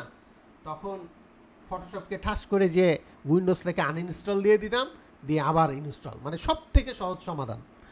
এর থেকে বড় সমাধান আর হইতে পারে না। উইন্ডোজ নষ্ট হয়েছে, দিনে এমন হয়েছে যে উইন্ডোজ কয়েকবার ইনস্টল দিছি। আমার মনে হয় এই জিনিসগুলো আমার মতন অনেকেই করছেন, ঠিক আছে? এমন অনেকে, বা এখনও অনেকে আছেন এরকম করেন যে দূর এত ঝামেলা কে করতে যাবে, দেই আনইনস্টল করে আবার ইনস্টল দিলেই সমস্যার সমাধান, ঠিক আছে? আচ্ছা, এবং এই জিনিসটা মনে হয় যে আমাদের লাইফে পাওয়া গেলে খুব, যেমন একটা হাত কাজ করছে না, একটা হাত নষ্ট, কেটে ফেলে আরেকটা লাগাই নিলাম, এরকম অপশন থাকলে ভালো হতো না? আচ্ছা, যাক, হয় নাই, ভালো হয়েছে। সো এই যখন এই ধরনের কিছু হবে যে আপনি আপনার এই টুলস প্যানেল দেখতে পাচ্ছেন, আদার্স যে প্যানেল দেখতে পাচ্ছেন না, সো প্রথমত ফোন রিসেট দেওয়ার মতন এখানে রিসেট বাটন আছে, এবং সবচেয়ে ইম্পর্টেন্ট, সবচেয়ে গুরুত্বপূর্ণ যে প্যানেল মানে মেনুটা সম্পর্কে আমাদের আইডিয়া থাকা দরকার, তার মধ্যে একটা তো হচ্ছে ফাইল মেনু, অর্থাৎ আমি ইন্টার নিব কীভাবে, এক্সিট নিব কী করে, এইটা আমার জানা দরকার। একটা ঘরে ঢুকলে আমাকে জানতে হবে বের হওয়ার রাস্তা কোনটা, তাই না? ঢোকার রাস্তা কোনটা, বের হওয়ার রাস্তা। সো আমি ফার্স্ট ইম্পর্টেন্ট দিচ্ছি ফাইল মেনুটাকে। ফাইল মেনু সম্পর্কে আমার একটা ভালো ধারণা থাকতে হবে। এবং সেকেন্ড যে মেনু, আমার ঘরের আসবাবপত্র কী কী আছে, ঘরের মধ্যে কী কী আছে যা দিয়ে আমি এই ঘরে 7 দিন 10 দিন বা 1 বছর আমি এখানে স্টে করতে পারি। সো ঘরের মধ্যে কী কী আছে এইটা যদি জানতে চাই, তাহলে আমাকে কোথায় যেতে হবে? Window menu. এবং উইন্ডো মেনুতে ট্রাস্ট মি, আপনার এখানে যতগুলো প্যানেল আছে সব কিছু আপনি উইন্ডো মেনুর মধ্যে পাবেন। আপনার এখানে নাই, তাহলে এটা উইন্ডো মেনু থেকে আপনাকে নিয়ে আসতে হবে। যেমন আমরা এখানে যে টুলস প্যানেল দেখতে পাচ্ছি না, আপনি যদি একটু মাউসটা নেড়ে নেড়ে নিচের দিকে আসেন, তাহলে দেখবেন এই যে এখানে টুলস প্যানেলটা আছে, আপনি ক্লিক করেন, দেখেন যেইভাবে রেখে, মানে আমি রাখছিলাম, রেখে কাটছিলাম, ঠিক ওইভাবেই আছে। আচ্ছা, আরও কিছু প্যানেল এখানে মিসিং আছে, এই যে ক্যারেক্টার প্যানেল, দেখেন ক্যারেক্টার প্যানেল দেওয়ার সাথে সাথে আমি লাস্ট যেইভাবে কাটছিলাম সবগুলো প্যানেল চলে আসছে না? আচ্ছা, এখন কথা হচ্ছে যে প্যানেল আসছে, ওকে ফাইন, ভালো, মেনে নিলাম, কিন্তু এগুলো এখানে এইভাবে খোলা খোলা কেন? মজার বিষয় কি জানেন, প্যানেলগুলো জোড়া লাগানোর আগে যদি একটু বলি, যে একটা সময় কিন্তু ফটোশপের যখন প্রথম দিকের ভার্সন ছিল, যদিও এতগুলো প্যানেল ছিল না, তবু যেই প্যানেলগুলো ছিল ওগুলো কিন্তু এইভাবে ছাড়া ছাড়াই থাকতো, এবং এইভাবে ধরে ধরে মাউস দিয়ে চেপে ধরে ধরে কাজ করা হইতো, যখন যেখানে প্রয়োজন নাড়াচাড়া করা হইতো। এখন ইন্টারফেসটা যত অ্যাট্রাকটিভ অ্যান্ড রেসপন্সিভ, আগে কিন্তু এতটা ছিল না, এটা কিন্তু ডে বাই ডে এত রেসপন্সিভ হয়ে গেছে। সো এখানে কিন্তু এগুলো চুম্বুকের মতো এই যে দেয়ালে লাগিয়ে দেওয়া যায়, যেমন এই সাইডে যে আপনি যখন এই যে ঠিক এই জায়গায় ধরবেন বলছি, আবার যে কোনো জায়গায় ধরলে হবে না, ধরার জায়গা আছে, হ্যাঁ, ঠিক উপরে এখানে এই যে কিছু ডট ডট হালকাভাবে দেখা যাচ্ছে। সো এখানে ধরে যে মাউসের লেফট বাটন চেপে এই পাশে নিয়ে গেলেই চুম্বুকের আকর্ষণ দেখেন বের হয়ে আসবে। সো চুম্বুকের আকর্ষণ স্ক্রিনে কীভাবে বুঝবেন, দেখেন নীল একটা আবছা ফেড শেপ বের হয়ে আসছে, ছেড়ে দেন তখন এই যে অ্যাটাচ হয়ে গেছে। ঠিক একইভাবে এটার এখানে ধরেও যদি এই যে এখানে হালকা করে রাখেন, এই যে অ্যাটাচ হয়ে গেছে। আচ্ছা, এখন আপনি এর থেকেও নতুন, আপনি এটা পারেন না, আপনি মাউসে এত কমফোর্টের জায়গায় নাই, তাহলে আপনার জন্য অপশন হচ্ছে উইন্ডো মেনুতে যাবেন, ওয়ার্ক স্পেসে যাবেন, এখানে আপনার জন্য একটা রিসেট বাটন আছে, এবং আমি এই ওয়ার্ক স্পেসটা আমি আমার নামে সেভ করে রাখছি, ইমরান নামে, হ্যাঁ, কারণ আমি এই ওয়ার্ক স্পেসটা সবসময় ইউজ করি, আমার এই প্যানেলগুলো, এই টুলসগুলো সবসময় লাগে, এই জন্য আমি আমার মতো করে সাজিয়ে রাখছি। এবং আমি যদি এখান থেকে ওয়ার্ক স্পেসে যে রিসেট ইমরানে ক্লিক করি, তাহলে ঠিক যেইভাবে আমার এই ওয়ার্ক স্পেসটা ছিল ঠিক ওইভাবেই এটা ঠিক হয়ে যাবে, আর কিচ্ছু করা লাগবে না আমাকে। যতই যেখানে আমি এইটা এলোঝেলো করে রাখি, আমি যদি এখান থেকে রিসেট দেই, এটাকে যদি কেটেও রাখি, আমি যদি ওয়ার্ক স্পেসে যে এটাকে রিসেট দেই, তাহলে রিসেট ইমরান আমার আগের ওয়ার্ক স্পেসে চলে আসবে। সো কাজ করার জন্য এই ওয়ার্ক স্পেসের বিষয়টা জানাটা খুবই জরুরি। বুঝতে পারলাম সবাই? তাহলে আমরা নিউ ডকুমেন্ট ক্রিয়েট করা শিখলাম, আমরা মূলত কিভাবে পিএসডি ফরম্যাটে ফাইলটাকে সেভ করতে পারি সেটা শিখে গেলাম, মানে মেন র ফরম্যাটে। অর্থাৎ এতটুকু যখন কেউ পারে তখন সে অ্যাটলিস্ট দেখাতে পারবে যে আমি ফটোশপের ফাইল তো সেভ করছি, এবং ওই ফাইলটা কাউকে দিতে পারবে। ভিতরে কি আছে না আছে ডাজন্ট ম্যাটার, পরের বিষয় ভিতরে কি ক্রিয়েট করবো। বাট আপনি পিএইচডি ফাইল কম্পিউটারে আসে, বাইর থেকে যে কেউ এসে যখন আপনার পিসিতে দেখবে ফটোশপ ফাইল, যে বুঝতে পারি এই তো মনে হয় ডিজাইনের অনেক ভালো কাজ কাম করে, এতটুকু ফিল তার মধ্যে আসবেই, তাই না? আচ্ছা, না আসলে আমরা বলে কয়ে নিয়ে আসবো। ওকে, সো যেই জায়গায় যে আমি টুলস প্যানেলে বা ওয়ার্ক স্পেসে গেছিলাম সেটা হচ্ছে টেক্সট। আমি কি বলছিলাম যে টেক্সট টুলটা পাওয়ার আগে আমার তো আগে টুলস প্যানেলটা থাকা লাগবে, তাই না? সো এখানে টুলস প্যানেল যদি থাকে তাহলে আমরা একটু নিচের দিকে আসলে এখান থেকে টেক্সট টুলটা পেয়ে যাবো। এবং যেটা বলছিলাম যে টেক্সট টুল আমরা মূলত সবচেয়ে বেশি এই যে হরাইজন্টাল টাইপ টুলটা ইউজ করি। এখন এই হরাইজন্টাল টাইপ টুলটা দিয়ে কি হয়, এই হরাইজন্টাল টাইপ টুলটা দিয়ে আপনি দুইভাবে লেখালেখি করতে পারেন। নাম্বার ওয়ান, আপনি জাস্ট ক্লিক করে লেখা শুরু করে দিতে পারেন, এখানে একটা বেস আইডিয়া চলে আসবে, মানে বেসিক একটা লেখা এখানে শো করবে, ডামি টেক্সট, সেটা হচ্ছে লরেন ইপসাম। আবার আপনি আরেকভাবে লেখা শুরু করতে পারেন, মূলত এই ফর্মটাকে বলা হয় ফ্রি ফর্ম। কি ফর্ম বলা হয়? Free form. এটাকে বলা হয় ফ্রি ফর্ম টাইপ। আসেন আরেকটু ক্লিয়ার করি, ফ্রি ফর্ম টাইপ এটাকে বলা হয়, ঠিক আছে? সো এটা লিখলেন, এটার সাথে সাথে এখানে আবার দেখেন টেক্সটের একটা স্ট্যাটাস বার চলে আসছে এখানে, এখান থেকেও টেক্সট, যদিও এগুলো মানে আগের ভার্সন 2022-এর আগের ভার্সনে এগুলো কিন্তু ছিল না, 23-এর পর থেকে এগুলো ডেভেলপ হয়ে আসছে, 24 থেকে মূলত স্পেশালি এগুলো আসছে। বাট এই কনটেক্সট টাইপের এই যে বারগুলো, এই বারগুলো কিন্তু আগে ছিল না। সো এগুলো নতুন আসছে, এগুলো যদি আপনার এখানে শো নাও করে কোনো টেনশনের কিছু কারণ নাই, কারণ এখানে এই যে প্যানেলটা দেখতে পারতেছেন এই কন্ট্রোল প্যানেলের মধ্যে, বা এটা মূলত ফটোশপে এটাকে বলা হয় অপশন বার, এই অপশন বারের মধ্যে মূলত আপনি সব কিছু পেয়ে যাবেন। যখন টাইপ টুল সিলেক্ট করবেন তখন টাইপ রিলেটেড সব কিছু এখানে পাবেন, যখন মুভ টুল সিলেক্ট করবেন তখন মুভ রিলেটেড সব কিছু এখানে পাবেন, যখন মার্কিউ টুল সিলেক্ট করবেন তখন মার্কিউ রিলেটেড সবগুলো অপশন এখানে পাবেন, যখন আপনি পলিগনাল ল্যাসো টুল আপনি সিলেক্ট করবেন তখন আপনি ল্যাসো টুলের যত অপশন আছে সব এখানে পাবেন। অর্থাৎ এটা হচ্ছে একটা অপশন বার, এবং এই অপশন বারে আপনি যখন যে টুলসে থাকবেন সেই টুলস অনুযায়ী অপশন আপনি এখানে দেখতে পারবেন। আবারও ব্যাক করি, টাইপ টুল নিয়ে কথা বলছিলাম। সো টাইপ টুলে আমি প্রথমে কি করলাম, এটা হচ্ছে free form type. Free form type কীভাবে করলাম, জাস্ট একটা ক্লিক করলাম, একটা ফ্রি ফর্ম টাইপ এখানে স্টার্ট হয়ে গেল, ঠিক আছে? আরেকটা হয় হচ্ছে ফিক্সড ফর্ম টাইপ। সেটা কি? সেটা হচ্ছে এভাবে চেপে ধরে একটা এরিয়া সিলেক্ট করে নেওয়া, লেফট বাটন চেপে ধরে আপনি শুরুতেই একটা এরিয়া সিলেক্ট করে নিলেন যে বাবা তুমি এই এরিয়ার বাইরে যাইতে পারবা না, তোমার লিমিটেশন এতটুকুই, মানে আপনি একটা এরিয়া তাকে লিমিটেশন দিয়ে দিলেন যে এই লেখাটা এই এরিয়ার 1 ইঞ্চিও বাইরে যাইতে পারবে না, 1 পিক্সেল বাইরেও যাইতে পারবে না। সো এই যে এরিয়াটা ফিক্স করে দিলেন, এই জন্য এটাকে বলা হয় ফিক্স। এটাকে কি বলা হয়? Fixed form. Fixed form type. আচ্ছা, আমার পিসি একটু মনে হয় ইন্টারফেসটা জিপিইউ একটু নিয়েছে, বা ফ্যান কোনো কারণে। আমার ঠিক মতো দেখতে পাচ্ছেন সবাই? স্ক্রিন দেখতে পাচ্ছেন? অ্যান্ড হচ্ছে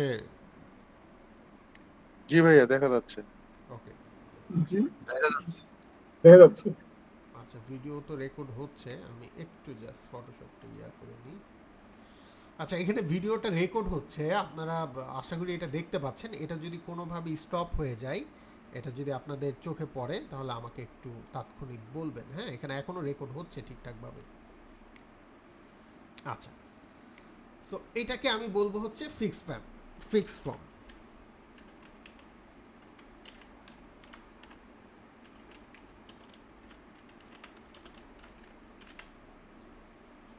আচ্ছা, এখন আপনি যদি একটু চোখটা বন্ধ করে চিন্তা করেন এই দুইটা ফর্ম কোথায় কোথায় দেখা যায়, তাহলে আপনি বই পড়েন, নিউজ পেপার পড়েন, এগুলোর মধ্যে যদি আপনি একটু খেয়াল করেন তাহলে নিউজ পেপারের হেডিংটা যদি চিন্তা করেন, নিউজ পেপারের হেডিং সবসময় ফ্রি ফর্মে লেখা হয়। আচ্ছা, নিউজ পেপারের কলামগুলো লেখা হয় হচ্ছে ফিক্স ফর্মে, তাহলে ফ্রি ফর্মে হেডিংগুলো লেখা হয়, ফিক্স ফর্মে ডিটেলসগুলো লেখা হয়। কলামের যে ডিটেলসগুলো থাকে লম্বা লম্বা লেখা, ওগুলো দেখেন না একটা নির্দিষ্ট বাউন্ডারির মধ্যে থাকে, ভাগ ভাগ করে। আচ্ছা, সো সেম একইভাবে আপনি যদি ব্যানারের কথা চিন্তা করেন, যখনই ডিটেলস টেক্সটগুলো আসবে তখন সেটাকে আপনি ফ্রি ফর্মে লিখতে পারেন, যখনই হেডিং টেক্সটটা আসবে তখন যখন ডিটেলস টেক্সটটা আসবে তখন সেটাকে আপনি ফিক্স ফর্মে লিখতে পারেন, আর যখনই হেডিং টেক্সটটা আসবে তখন সেটাকে আপনি ফ্রি ফর্মে লিখতে পারেন। এখন এইটা তো আমি বললাম, বাট এইটাও বলে রাখি, আপনি রুলস যেমন মেনটেন করতে পারেন, আপনার মধ্যে রুলস ভঙ্গ করারও ক্ষমতা আছে, তাই না? আছে না? এখন আমি ধরেন যে চিন্তা করলাম যে হ্যাঁ আমি সারা জীবন যা লিখবো সব ফিক্স ফর্মের মধ্যে লিখবো, ওকে, কোনো সমস্যা নাই, এটা হচ্ছে আপনার ব্যাপার। আবার আপনি যদি মনে করেন যে আপনি সব সময় ফ্রি ফর্ম দিয়ে সব কিছু লিখবেন, সেটাও আপনার ব্যাপার। কিন্তু যদি আপনি স্ট্যান্ডার্ড মেনটেন করতে চান, আপনি যদি ক্লায়েন্ট মেনটেন করতে চান, আপনি যদি কাস্টমারের প্রয়োজন অনুযায়ী কাজগুলো করে দিতে চান, তাহলে আপনাকে অবশ্যই স্ট্যান্ডার্ড মেনটেন করতে হবে। আর স্ট্যান্ডার্ড মেনটেন করতে গেলে যেটা ফ্রি ফর্মে লেখা সেটা ফ্রি ফর্মে লিখতে হবে, যেটা ফিক্সড ফর্মে লেখা সেটা ফিক্সড ফর্মে লিখতে হবে। ইভেন আপনি যদি আপনার প্রোডাক্টটা মার্কেটে সেল করতে চান, কোন প্রোডাক্ট, ডিজাইন বেসড প্রোডাক্টগুলো যদি মার্কেটে সেল করতে চান, তাহলে অবশ্যই এই রুলসগুলো আপনাকে মেনটেন করতে হবে। কথা ক্লিয়ার? আচ্ছা, সো এখানে টাইপ নিয়ে আমরা লেখার বিষয়টা বুঝলাম। এখন আমার এখানে যখন আমি টেক্সটটা লেখা শুরু করেছি, তখন টেক্সটটা এইরকম আসছে কেন? এটা অনেকের প্রশ্ন হতে পারে যে টেক্সটটা এইরকম আসছে কেন। আপনার এখানে টেক্সটগুলো সব একে তো ক্যাপিটাল লেটার, দ্বিতীয়ত সবগুলোর মধ্যে সবগুলো লেটারের মধ্যে একটা গ্যাপ আছে, কেন হচ্ছে এটা? তো এটা মূলত আমি লাস্ট যে কাজটা করেছিলাম সেইটার অনুযায়ী এটা এখানে শো করছে। সো আপনি যদি এখানে ক্যারেক্টারের প্যানেলে যান, ঠিক অপশন বারের এখানে দেখেন, আমি আগেই বলছি যখন যে টুলস শো করব তখন সেই টুলসের অপশন এখানে শো করবে। সো আপনি যদি ক্যারেক্টারের এখানে ক্লিক করেন, এখানে ক্লিক করলে আপনি মূলত ক্যারেক্টারের পুরো একটা সেটআপ এখানে পেয়ে যাবেন। সো এখানে প্রথমত দেখেন এখানে সবগুলো লেটার কি করা আছে, ক্যাপিটাল লেটার করা আছে। এবং এটাকে যদি আপনি তুলে দেন, তুলে দিলে এটা দেখেন এখন সেন্টেন্স ক্যাচ হয়ে গেছে, সরি। এবং এটা এমনি এমনি হয়নি, আমি কিন্তু এটাকে সিলেক্ট করে তারপর বলেছি। আমি যদি এই লেয়ার সিলেক্ট থাকতো, দেন যদি এখান থেকে এটা চেঞ্জ করতাম, তাহলে এইটা হইতো। আবার এই লেয়ার সিলেক্ট করে যখন আমি এইটা করেছি তখন এইটা হয়েছে। অর্থাৎ এখানে লেয়ার সিলেক্ট করারও একটা ব্যাপার আছে, ঠিক আছে? এবং অবশ্যই ফটোশপে কাজ করার সময় আপনাদেরকে মনে রাখতে হবে, যারা বিশেষ করে এখানে নতুন আছেন, এই লেয়ার প্যানেলটা যেন আপনার সাইডে সুন্দরভাবে ওপেন থাকে। এই লেয়ার প্যানেলটা খুবই গুরুত্বপূর্ণ, কারণ ফটোশপের মূল অ্যাডভান্টেজই হচ্ছে লেয়ার বেসড, যেটা ইন ডিটেল এখনও এআই ধরতে পারেনি। আপনি এআই সফটওয়্যারগুলোর মাধ্যমে ইন ডিটেল লেয়ার বেস কোনো ফাংশন এখনও পাবেন না, কিন্তু ফটোশপে এটা পাবেন, যেটা একটা বিগ অ্যাডভান্টেজ, যেটার কারণে ক্লায়েন্ট যেইভাবে চাবে ফাইলকে আপনি সেইভাবে মডিফাই করতে পারবেন। কথা বুঝতে পারছেন? এখানে হিউম্যান টাচের একটা পাওয়ার আছে, যেটা আপনি অন্য জায়গায় ওইভাবে, মানে এআই প্ল্যাটফর্মগুলোতে ওইভাবে পাবেন না এখনও। ভবিষ্যতের কথা, ভবিষ্যতে হয়তো বা আসতে পারে, লেয়ার বাই লেয়ার অনেক কিছু পাওয়া যেতে পারে। আচ্ছা, সো টেক্সটটাকে আপনি একদম বাই ডিফল্ট টেক্সটার কি অবস্থা এটা যদি দেখতে চান, তাহলে আপনি টেক্সটটাকে সিলেক্ট করে আপনি এখানে এই যে বার্গার মেনুটা আছে, এটা প্রতিটা অপশনের মধ্যে এই পাশে একটা মেনু পাবেন। সো টেক্সটের মধ্যে মূলত এই মেনুটার মধ্যে যে আপনি যদি রিসেট ক্যারেক্টার করেন, ঠিক আছে, এখান থেকে হচ্ছে রিসেট ক্যারেক্টারে যদি ক্লিক করেন, তাহলে বাই ডিফল্ট আপনার টেক্সটের যে সেটআপটা সেটা এখানে চলে আসবে। এবং আমি এটাও সিলেক্ট করি, করে এখান থেকে রিসেট ক্যারেক্টার করি, তাহলে আপনার বাই ডিফল্ট পিসিতে যেই ক্যারেক্টার সেটআপটা করা আছে ঠিক ওইটা এখানে চলে আসবে। বাই ডিফল্ট কেন আনলাম? প্রথমত আপনাদেরকে বোঝানোর জন্য, দ্বিতীয়ত আরেকটা কারণে বাই ডিফল্ট ফরম্যাটে নিয়ে আসলাম, সেটা হচ্ছে ফন্ট চেঞ্জ করার ক্ষেত্রে। সেটা হচ্ছে আপনি ফ্রি ফর্মে এই টেক্সটটাকে চেঞ্জ করতে চান, আপনার এই ফন্টটা ভালো লাগছে না, আপনি কি কি ফন্ট আছে আপনার পিসিতে সেটা দেখতে চান, তো আপনার উইন্ডোজে যেই ফন্ট ইনস্টল দেওয়া থাকবে সেই ফন্টগুলো আপনি এই যে এখানে অপশন বারের এখানে পাবেন, এবং এখান থেকে আপনি যেভাবে ইচ্ছা ফন্টগুলোকে চেঞ্জ করতে পারবেন, যেই ফন্ট আপনি দিতে চান। ঠিক আছে, পাশাপাশি এখানে ফন্টের কিছু ভেরিয়েশন থাকে, প্রতিটা ফন্টের কিছু না কিছু ভ্যারিয়েশন থাকে। কিছু কিছু ফন্টের জাস্ট একটাই ভ্যারিয়েশন থাকে, কিছু কিছু ফন্টের অনেকগুলো ভ্যারিয়েশন থাকে, কিছু কিছু ফন্টের একটা দুইটা তিনটা চারটা এরকম থাকে। তো এই ফন্টের ভ্যারিয়েশনগুলো আপনি মূলত এখানে পাবেন। যেমন এই ফন্টের তিনটা ভ্যারিয়েশন আছে, একটা হচ্ছে রেগুলার, একটা হচ্ছে রাফ, একটা হচ্ছে টেক্সচার। তো এটা হচ্ছে টেক্সচার, ঠিক আছে। আবার যখন আমি রাফ দিলাম এই যে, একটা হচ্ছে রেগুলার ফরম্যাট। তো এই ফন্টগুলো এখানে আপনার পিসিতে যেই ফন্ট থাকবে সেগুলো আপনি এখান থেকে পাবেন। সেইগুলো চেঞ্জ করে আপনি আপনার পছন্দ মতো ডিজাইন এখানে তৈরি করতে পারবেন। ফন্ট পর্যন্ত যখন আসলাম তখন এখানে আমাদের একটা নতুন প্রবলেম হয়তো বা আমাদের অনেকের মাথায় ঘুরছে, বা অনেকে আমরা এটা জানি না, যে আমি নর্মালি আমার পিসিতে ফন্ট তেমন নাই তেমন একটা, বা যেই ফন্ট আছে আমি এগুলো ইউজ করতে স্বাচ্ছন্দ্য বোধ করছি না। তাহলে আমাকে এমন একটা ফন্ট কালেকশন দেন যেখান থেকে আমি কিছু ফন্ট ব্যবহার করতে পারি। সো সেই ক্ষেত্রে আপনাকে কষ্ট করে চলে যেতে হবে ওয়েবসাইটে, এবং ওয়েবসাইটে অনেক ধরনের ফন্টের সাইট আছে, অনেক আছে, গুগল করলে খুঁজলেই পাবেন। বাট পরিচিত যদি কিছু সাইট যায়, যেমন গুগল ফন্টসে যেতে পারেন আপনি, খুব অ্যাডভান্সভাবে সাজানো এখন বর্তমানে গুগল ফন্টসের ওয়েবসাইটটা। সো এখানে গেলে আপনি আপনার পছন্দ সহিত অনেক ফন্ট এখান থেকে নামাতে পারবেন। ইভেন সবচেয়ে মজার ব্যাপার হচ্ছে আপনার কাঙ্ক্ষিত যেই লেখাটা আপনি লিখতে চাচ্ছেন, ধরেন একটা হেডিং, যেমন আমি লিখলাম ফ্রি প্যালেস্টাইন। সো এই লেখাটা কোন ফন্টে বেশি ভালো লাগছে এটাকে একটু বড় ছোট করে আপনি এখান থেকে দেখে নিতে পারবেন, হ্যাঁ, যে আপনি কোন ফন্টটা নেবেন। আপনার ধরেন এই ফন্টটা ভালো লাগলো, আপনি এটাকে অ্যাড করে নিতে পারেন। এটা দেখলেন এটার ভিতরে কতগুলো ফন্ট ভ্যারিয়েশন আছে, আদৌ আছে কিনা। তারপর আপনি এখানে কি করলেন, গেট ফন্ট। তার আগে আমার এখানে একটা ফন্ট সিলেক্ট করা আছে, আমি এটা ক্লিয়ার করে আসি। এখান থেকে এটা রিমুভ অল করে দিলাম, মানে আমার আপাতত কোনো ফন্ট সিলেকশনে নাই। দেন আমি ব্যাকে আসলাম, এসে দেন এই ফন্টটা আমি নিব, ওকে গেট করলাম। দেন আবার আমি ব্যাকে গেলাম, দেন আরও কিছু ফন্ট সিলেক্ট করি পছন্দসই, যেটা ভালো লাগবে এরকম কিছু ফন্ট।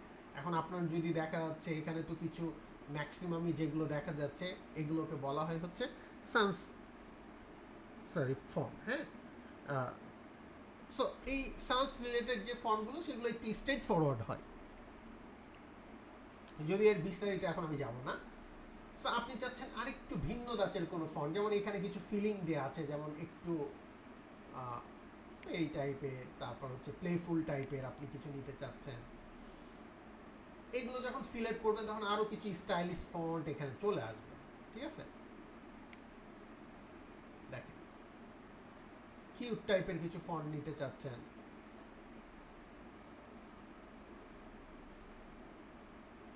বিজনেস ক্লেম, এই অনুযায়ী আপনি সিলেক্ট করতে পারেন। আরেকটু নিচের দিকে আসলে আপনি অ্যাপিয়ারেন্স সিলেক্ট করে দিতে পারবেন, টেকনো, ব্লবি, মার্কার, ঠিক আছে।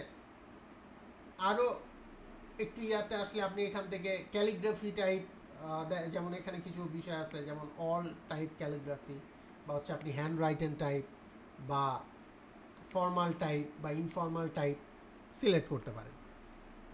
আরও একভাবে আপনি করতে পারেন, সেটা হচ্ছে এখান থেকে আপনি সারিফ ফন্ট নিয়ে কাজ করতে পারেন। আমি এটা অল করি, এটা তুলে দিই এখান থেকে, স্ল্যাব বা এসি যে মার্কার তুলে দিই এখান থেকে। জাস্ট আমি এখন ফন্ট বেস যাচ্ছি, মানে সারিফ ফন্টের মধ্যে কি ধরনের ফন্ট নিতে চাচ্ছেন। আচ্ছা, সারিফ তুলে দিলাম। সান সারিফের মধ্যে কি ধরনের ফন্ট নিতে চাচ্ছেন, ঠিক আছে। সবচেয়ে বেশি ব্যবহৃত এই দুইটা, সারিফ অ্যান্ড সান সারিফ, সবচেয়ে বেশি ব্যবহৃত দুইটা ফন্ট। তো এগুলো হচ্ছে, এখানে তো আমরা মূলত ইংলিশ ফন্টগুলো বেশি দেখতে পাচ্ছি এবং আমরা আশা করি বুঝতে পারলাম যে এখানে অনেক ধরনের ফন্ট এখানে আছে। তো দুই তিনটা এখান থেকে গেট করে আমরা এই যে পারচেসের মতন এই যে অপশনটা আছে এটার মধ্যে যে এই ডাউনলোড অল দিলে এটা কিন্তু এখান থেকে ডাউনলোড হয়ে গেল। সো এটা ডাউনলোড হয়েছে, বাস এটা এখানে থাক। এটা নিয়ে পরে আরেকটু কীভাবে ইনস্টল দিতে হয় বা কাবজাব করছি। বাংলা ফন্ট না এখানে? এখনই যাচ্ছি, মানে ওই দিকে যাচ্ছি, এই জায়গায় এসে এই জন্য আটকাইলাম। এখন আপনি চাচ্ছেন যে বাংলা ফন্ট ডাউনলোড করবেন। সো বাংলা ফন্টের জন্য বিশেষ জায়গা হচ্ছে, আমি সাজেস্ট করব যে আপনারা লিপি ঘরে যেতে পারেন। বাংলা ফন্ট মানে ভালো মানের যদি বাংলা ফন্ট পেতে চান, যারা বিশেষ করে বাংলা টাইপোগ্রাফি নিয়ে বেশি কাজ করেন, তাদের জন্য আমি সাজেস্ট করব লিপিঘরে আসতে পারেন। আমাদের অনেক ভাই ব্রাদারের এখানে সুন্দর সুন্দর ফন্ট ডিজাইন করা আছে। আচ্ছা, একটু সময় নিচ্ছে, আমি আমার জাস্ট নেট অপশনটা একটু চেঞ্জ করি।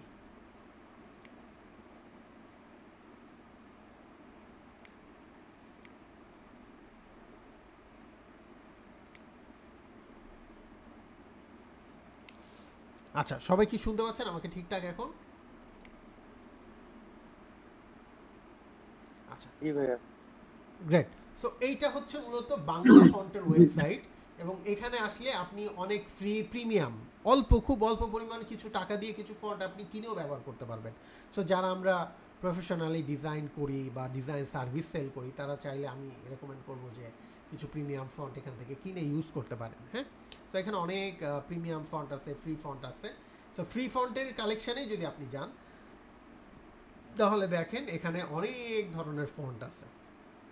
সো ধরেন আপনার এই ফন্টটা পছন্দ হলো, আপনি ডাউনলোডে ক্লিক করলেন। ডাউনলোডে ক্লিক করার পর আপনি এই লেখাটাকে একটু বড় ছোট করে এখানে দেখতে পারবেন, এবার মেলে ধরে দেখতে পারবেন, লাইন থাকলে লাইন ওয়াইজ দেখতে পারবেন। যাই হোক, পাশাপাশি আপনি সব কিছু দেখা শেষ, বোল্ড করলেন, ইতালিক করলেন, করে দেখলেন। দেখার পর আপনি এখান থেকে ডাউনলোডে ক্লিক করলেন। সো ডাউনলোডে ক্লিক করার পর প্রথমে একটা সতর্কীকরণ এখানে দিবে, এটা পড়লেন, পড়ে আপনি বোঝার পর এইটার অবশ্যই মেনে নিয়ে দেন আপনি ডাউনলোডে ক্লিক করবেন। ডাউনলোডে ক্লিক করলে তাহলে দেখেন এখানে কিন্তু আমার এইটাও ডাউনলোড হলো, এইটাও ডাউনলোড হলো। এখন আমি সরাসরি যদি এইটার উপরে ক্লিক করি, তাহলে এটা কিন্তু আমার এই ফোল্ডারটা ওপেন করে নিয়ে চলে আসছে। দেখেন, তো আমার এখানে দুইটা ফন্ট, এটা একটা ফন্ট অ্যান্ড এটা একটা ফন্ট। এগুলো হচ্ছে আমার ইংলিশ ফন্ট আমি ডাউনলোড করেছি। তো ইংলিশ ফন্টগুলো দুই ধরনের হয়, একটা হচ্ছে ট্রু টাইপ ফন্ট আর একটা হচ্ছে open type font. So true টাইপের গুলোতে লাস্টের দিকে থাকে টিটিএফ, আর ওপেন টাইপের গুলো থাকে ওটিএফ। সো ওপেন টাইপ বা ট্রু টাইপ আপনার এখানে দুইটা, আপনি ট্রু টাইপ ওপেন টাইপ দুইটাই ব্যবহার করতে পারবেন, কোনো সমস্যা নাই। সো এগুলোর আলাদা কাজের যে বিষয় আছে ওইদিকে আমি এখন যাব না। সো আপনি স্ট্যাটিকের মধ্যে যাবেন, এখানে যে দুইটা আছে আপনি এই ভ্যারিয়েবল ফন্ট এটা দিতে পারেন, বাট আপনি স্ট্যাটিকের মধ্যে গেলে মূলত দেখেন এই ফন্টের যতগুলো ভ্যারিয়েশন, রোবোটোর যতগুলো ভ্যারিয়েশন আছে সবগুলো পাবেন। দেখেন একদম কনডেনসেন্ট ব্ল্যাক থেকে শুরু করে এখানে যে রোবোটো ব্ল্যাক লাইট সব, এটা হচ্ছে রোবোটোর regular font, regular base font. So রেগুলারে এই কয়টা আছে, তারপর আবার সেমি কনডেন্স এখানে কিছু আছে, তারপর হচ্ছে এখানে জাস্ট কনডেন্স কিছু আছে। সো এই ফন্টগুলো আপনি যদি চান সবগুলো ইনস্টল দিতে, তাহলে সবগুলো এখানে আপনি এখান থেকে বাইর করে জাস্ট ইনস্টল দিতে পারেন। এটা যেহেতু ভিতরে আছে, মানে জিপ ফাইলের ভিতরে আছে, সো এখান থেকে আপনি ইনস্টল দিতে পারবেন না সরাসরি। আপনাকে যেটা করতে হবে, এই ফন্টগুলোকে এক্সট্র্যাক্ট করতে হবে, ঠিক আছে, বাইরে নিয়ে আসতে হবে। তো আমার এই ফন্টগুলোকে আমি একটু কপি করে আমি একটা ফোল্ডারে নিয়ে যাই। তো আমি আপনাদের জন্য একটা ফোল্ডার ক্রিয়েট করি। এখানে আমি স্ক্রিনটা একটু অন্য ইয়াতে অ্যাড করলাম।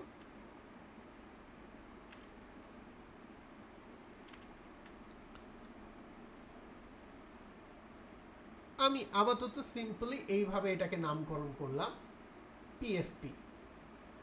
সো এই ফোল্ডারের মধ্যে আমি ওই ফন্টগুলোকে নিয়ে আসবো। সো আবারও এখানে গেলাম, ডাউনলোড থেকে এখানে যদি ক্লিক করি, এই ফন্টগুলোকে কপি করে নিলাম, কাট করে নিই এখান থেকে। দেন আমি আমার এই ফোল্ডারে চলে যাই, এটার মধ্যে পেস্ট করে দিলাম। দেন এখানে পেস্ট করে দিলে এটা কিন্তু হচ্ছে এই যে মুভ হয়ে এখানে কিন্তু জিপ ফাইল থেকে বের হয়ে চলে আসছে। এখন যদি আমি রোবোটোর মধ্যে যাই, স্ট্যাটিকের মধ্যে যাই এবং সবগুলো সিলেক্ট করি, সবগুলো সিলেক্ট করে রাইট বাটন ক্লিক করলে আমি কিন্তু ইনস্টল অপশনটা দেখতে পারবো। তো এখন ইনস্টল দিলে সবগুলো ইনস্টল হয়ে যাবে, যদিও আমার এখানে এই ফন্টগুলো ইনস্টল দেয়া আছে।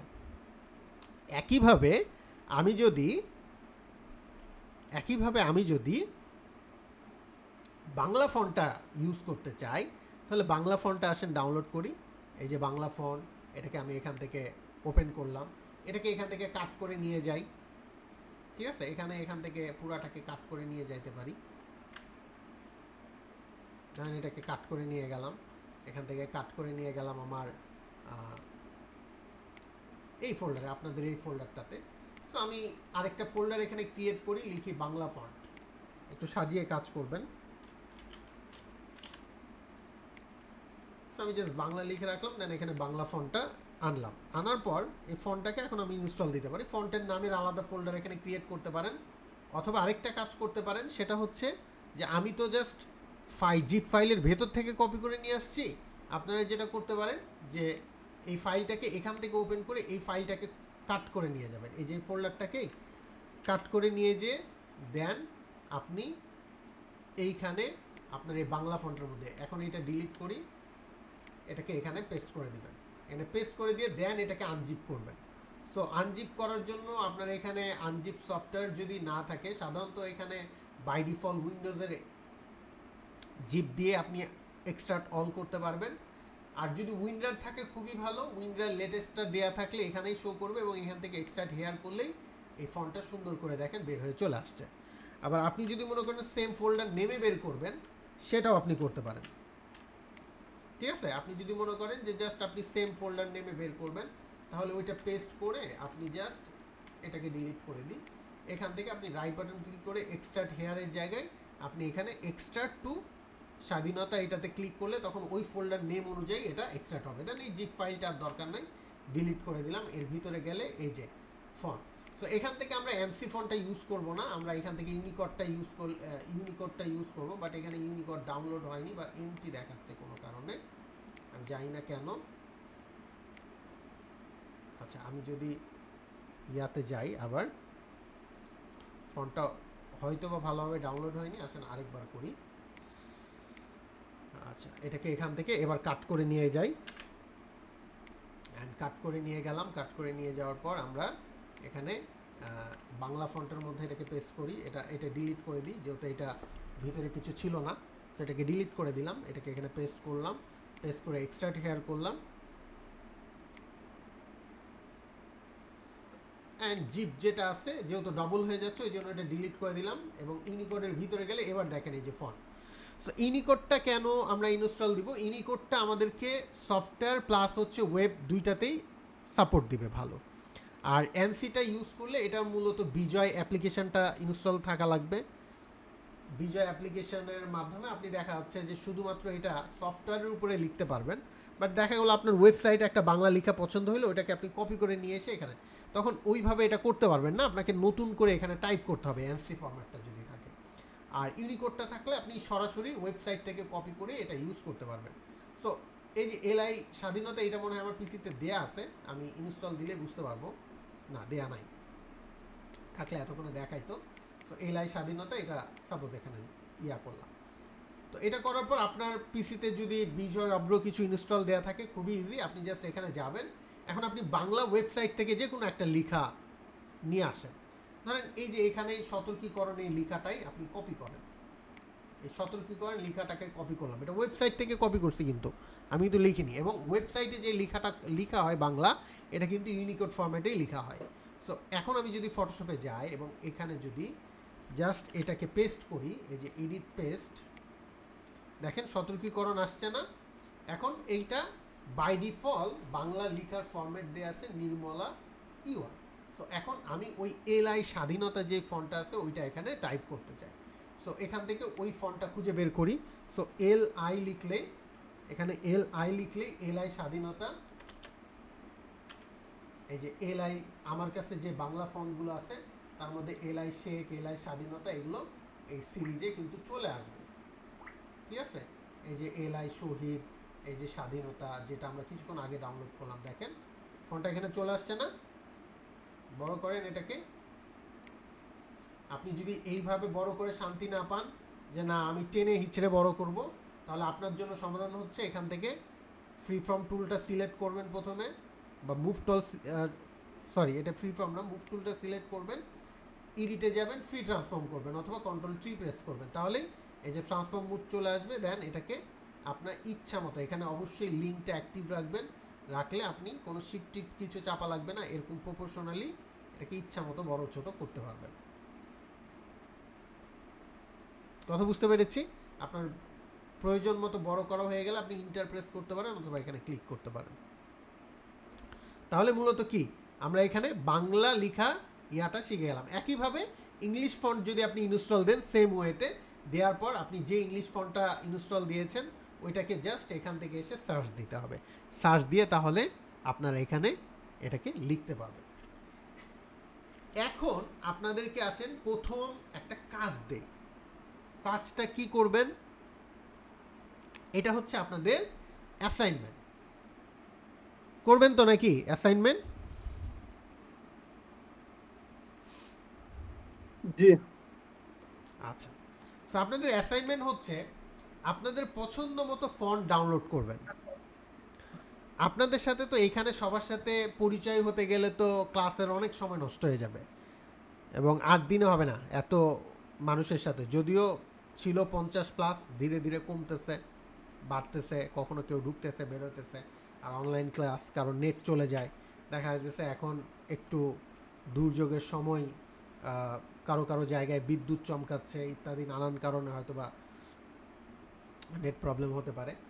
সো যাই হোক, আপনারা যেটা করবেন অ্যাসাইনমেন্ট হিসাবে, আপনারা জাস্ট এই টাস্কটা হুবহু ফলো করবেন, হুবহু ভিডিওর এই অংশটুকু ফলো করে কাজ করবেন। কি করবেন সেটা, এটাকে আমি একদম কেটে দিলাম, ঠিক আছে, বাদ। এটা নতুনভাবে জাস্ট শুরু থেকে দেখার জন্য নিমে যাবেন, এখানে 1080x1080 সাইজ নেবেন, এটার নাম দিবেন আইডেন্টিটি, ঠিক আছে, অথবা আপনি নাম দিতে পারেন পার্সোনাল ব্র্যান্ডিং, এরকম নাম দিতে পারেন, অথবা আপনি নাম দিতে পারেন নেম কার্ড বা বিজনেস কার্ড বা ইন্ট্রো কার্ড। সো আমি এটাকে আসেন ইন্ট্রো কার্ড হিসেবে দিলাম। 1080x1080 72 পিক্সেল পার ইঞ্চ এনাফ ডিজিটাল স্ক্রিনের জন্য, বাট এটাকে যদি আপনি আরেকটু বেশি নিতে চান কোনো সমস্যা নাই, বাট 72 স্ট্যান্ডার্ড। বা এইভাবে রেখে ক্রিয়েট করলেন, করার পর এবার আপনি প্রথমে ফ্রি ফর্ম টেক্সট নেবেন, প্রথমে ফ্রি ফর্ম টেক্সট নেবেন। যদি বাংলায় লিখতে চান বাংলায় লিখবেন, যদি ইংলিশে লিখতে চান ইংলিশে লিখবেন। বাংলায় যদি লিখতে পারেন ইংলিশে লেখাটা সহজ। আসেন বাংলাটা দেখায়। আমি যেইভাবে সাধারণত করি, আমার এখানে বাংলা টাইপে একটু ঝামেলা হয়, কোনো একটা জায়গায় একটু প্রবলেম হয়েছে, যার কারণে আমি সরাসরি, ইভেন আমার কিবোর্ডটাও বিজয় না, সো এই জন্য প্রবলেম হয়। সো আমি বাংলাটা যেভাবে লিখি, আমি কি করি, একটু কষ্ট হইলেও আমি ওয়েবসাইটে চলে যাই এবং আমার এখানে গুগল ট্রান্সলেট আছে, আমি গুগল ট্রান্সলেটটা বেসিক্যালি ইউজ করি বাংলা লেখার জন্য। সো এখানে এসে আমি কি করি, ধরেন আমি আমার নাম লিখলাম,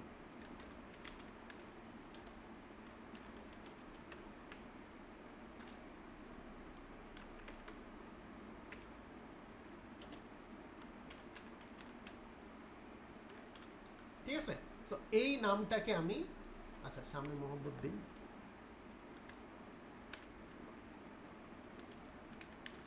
আচ্ছা, সো এইটাকে আমি এখান থেকেও কপি করলাম, কপি করে এখন জাস্ট ফটোশপে যাব, এখানে পেস্ট করে দেব। সো আমার পছন্দ মতো একটা ফন্ট নিলাম, ওই যে যেই ফন্ট আপনি ডাউনলোড করবেন, বাংলা ফন্টগুলো সবসময় নিচের দিকে থাকে, সো সহজে ব্রাউজ করার জন্য একদম নিচের দিকে আসলে এই যে নিচের সারিতে আপনি বাংলা ফন্টগুলো পাবেন। এই যে দেখেন এখানে নিচের সারির দিকে বাংলা ফন্টগুলো আছে, হ্যাঁ, একদম নিচের সারির দিকে, এই যে দেখেন। সো আমি ধরেন এই ফন্টটাই নিলাম, আমি আমার নাম লিখলাম, লেখার পর আপনি নামকে আপনার ইচ্ছা মতো যদি কালার দিতে চান, যে আপনি মোহাম্মদকে একটা কালার দিলেন, জাস্ট কীভাবে সিলেক্ট করলাম, এই যে এইভাবে টাইপ টুল সিলেক্ট থাকা অবস্থায় এইভাবে ড্র্যাগ করে সিলেক্ট করলাম, এইভাবে সিলেক্ট করতে পারেন, অথবা পুরোটা সিলেক্ট করে আপনি এখান থেকে কালার চেঞ্জ করতে পারেন, আপনার যেই কালার দিতে মন চায়। এই পাশে হচ্ছে হিউ, অর্থাৎ কালার 360 ডিগ্রি কালার, আর এই পাশে হচ্ছে কালারের টিন টোন শেড। আপনি যা পছন্দ এখান থেকে পিক করতে পারবেন, জাস্ট ক্লিক করে যেখানে ক্লিক করবেন ওখানকার কালার এখানে চলে আসবে। আর এখান থেকে আপনি কী ধরনের কালার নেবেন এই যে এইভাবে লেফট বাটন চেপে ধরে ব্রাউজ করে নিতে পারবেন। তো আমি ধরেন এই কালারটাই নিলাম, ওকে করলাম। যেহেতু সজীব নাম ওই জন্য একটু সবুজ সবুজ ফিল নিলাম।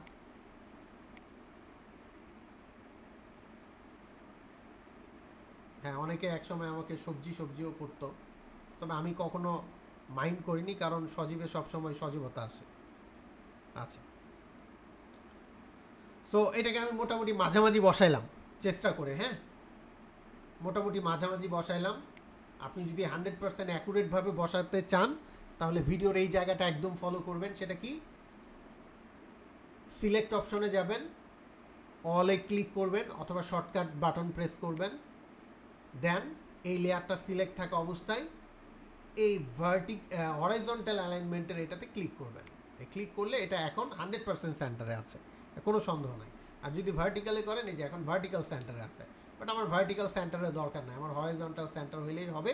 সো আবার এটা করার পর যখন এটা করা হয়ে যাবে তখন এই যে ঝিট শো করছে না, এটা হচ্ছে মার্কিউ সিলেকশন শো করছে। এই সিলেকশন আবার তুলে দেওয়ার জন্য সিলেক্ট ডিসিলেক্ট। তো আমি এটা মাঝে রাখবো না, এটা একটু উপরেই বরাবর রাখবো। এবার আমার সম্পর্কে কয়েকটা কথা এখানে আমি লিখব, ঠিক আছে?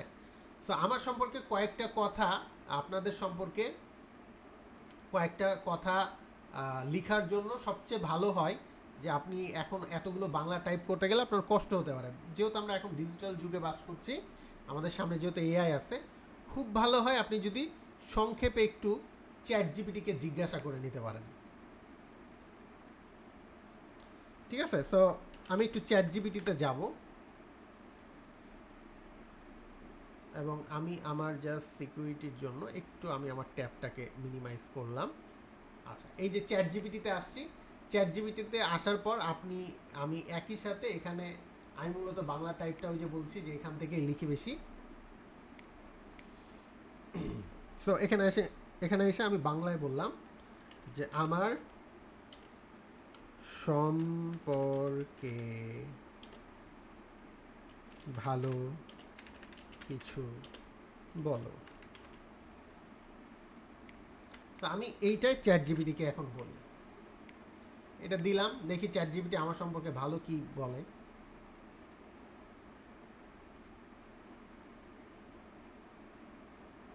দেখে না, চ্যাট জিপিটিকে মোটামুটি একভাবে ট্রেন করা হয়েছে এবং চ্যাট জিপিটি দেখেন কত সুন্দরভাবে আমার সম্পর্কে লিখছে। অবশ্যই সজীব ভাই, আপনি একজন বহুমুখী প্রতিভাবান ব্যক্তি, ঠিক আছে? Graphic design, video editing, motion design এবং সোশ্যাল মার্কেটিং সব কিছুতে আপনি দক্ষতা দেখিয়েছেন। আপনার কাজের প্রতি যত্ন, পেশাদারিত্ব এবং ক্রিয়েটিভিটির চিন্তা আপনাকে একজন আস্থাশীল ফ্রিল্যান্সার হিসেবে প্রতিষ্ঠিত করেছে। আপনি শুধু ডিজাইন করেন না, আপনি আইডিয়া দেন, প্রজেক্টকে প্রাণবন্ত করে তোলেন। দেখলেন, এমন সুনাম শুনলে ওকে আই লাভ ইউ বলতে মন যাবে না? আচ্ছা, দেখেন কত সুন্দর করে লিখছে। সো আপনারা আপনাদের সম্পর্কে এই জিনিসটা মূলত বের করে নিয়ে আসবেন। হ্যাঁ, আপনাদের সম্পর্কে এটা নিয়ে সুন্দর করে এই লেখাটাকে কপি করবেন। সো এখানে তো অবশ্যই আপনি আপনার পরিচয় নেবেন। সো সেক্ষেত্রে আমি তো জাস্ট এটা দেখাইলাম, আপনি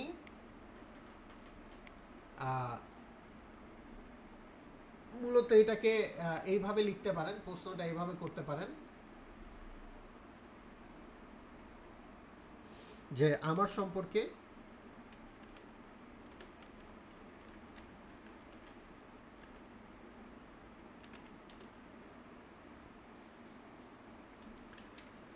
আমি এখানে সিভি লিখব।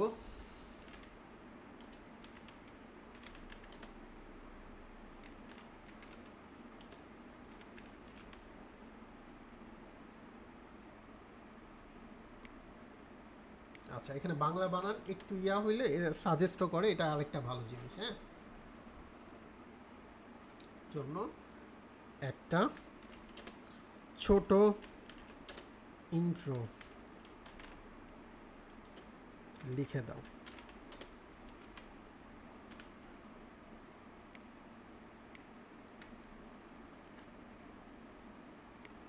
তো দেখি এবার চ্যাটজিপিটি কি বলে।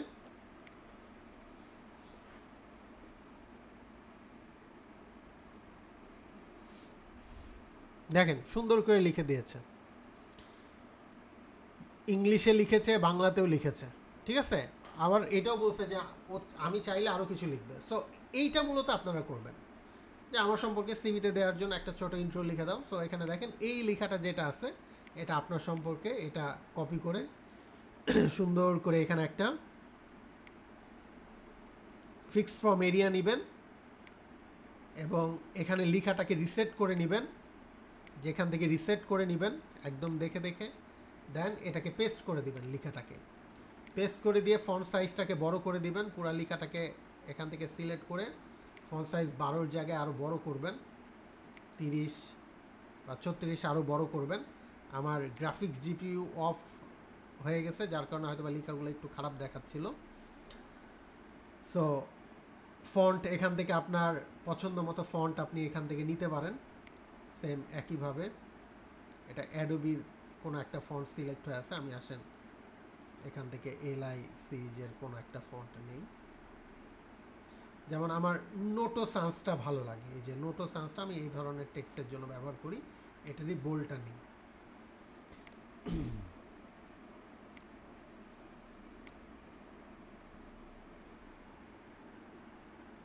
হয়েছে না? মোটামুটি একটা ইন্ট্রো দিছে না? এবার দুইটা ফন্টকে একসাথে সিলেক্ট করি, এইটা অ্যান্ড এইটা একসাথে সিলেক্ট করব। সিলেক্ট করে মাঝামাঝি এইভাবে রাখতে পারি,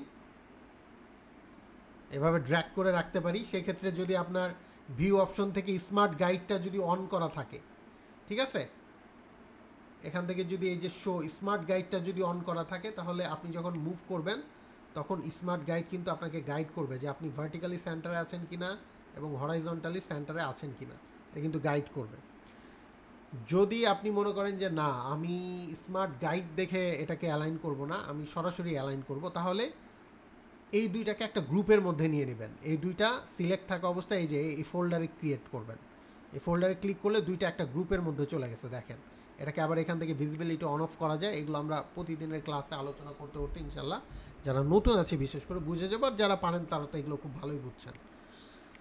সো এখান থেকে এটা সিলেক্ট করে আমরা জাস্ট হচ্ছে আবার ওই একই কাজ করব, সিলেক্ট মেনুতে যাব, অলে যাব, দেন হরাইজন্টাল সেন্টারে ক্লিক করব, ভার্টিক্যাল সেন্টারে ক্লিক করব। সো এখানে নিচের দিকে বেশি গ্যাপ হওয়ার একটা কারণ আছে। সো সিলেক্ট থেকে ডিসিলেক্ট করি। আমাদের যে ফিক্সড ফর্ম আছে, আমাদের ফিক্সড ফর্মে নিচের দিকে অনেকটা গ্যাপ আছে, হ্যাঁ, এই যে নিচের দিকে এটা টেক্সটটা এক্সট্রা ক্রিয়েট হয়েছে, এটা ডিলিট করে দিলাম।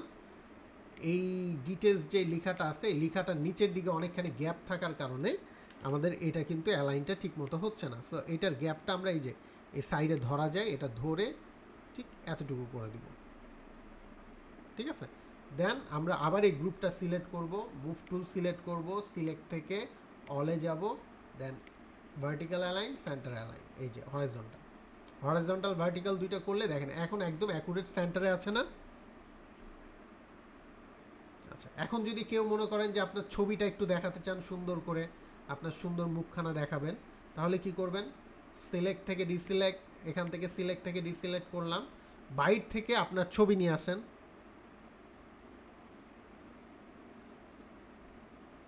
বাইট থেকে আমার একটা ছবি নিয়ে আসি, যে কোনো ফোল্ডারের আমার কোন জায়গায় যে ছবি আছে আসেন আমি এখান থেকে নিয়ে আসি। আমি একটু স্ক্রিনটা পাশে নিলাম। আপনার যেখানে ছবি থাকবে আপনি জাস্ট ওখান থেকে এটাকে ড্র্যাগ করে নিয়ে চলে আসবেন। সো আমি ধরেন আমার এই ছবিটাকে জাস্ট ড্র্যাগ করে এখানে নিয়ে আসছি, এই যে ড্র্যাগ করে নিয়ে এসে এখানে ছেড়ে দিব। এখানে ছেড়ে দিলে এরকম ট্রান্সফর্ম অপশন শো করবে। সো এটাকে আমি একটু ছোট করব, অবশ্যই যেন এখানে লিঙ্ক করা থাকে।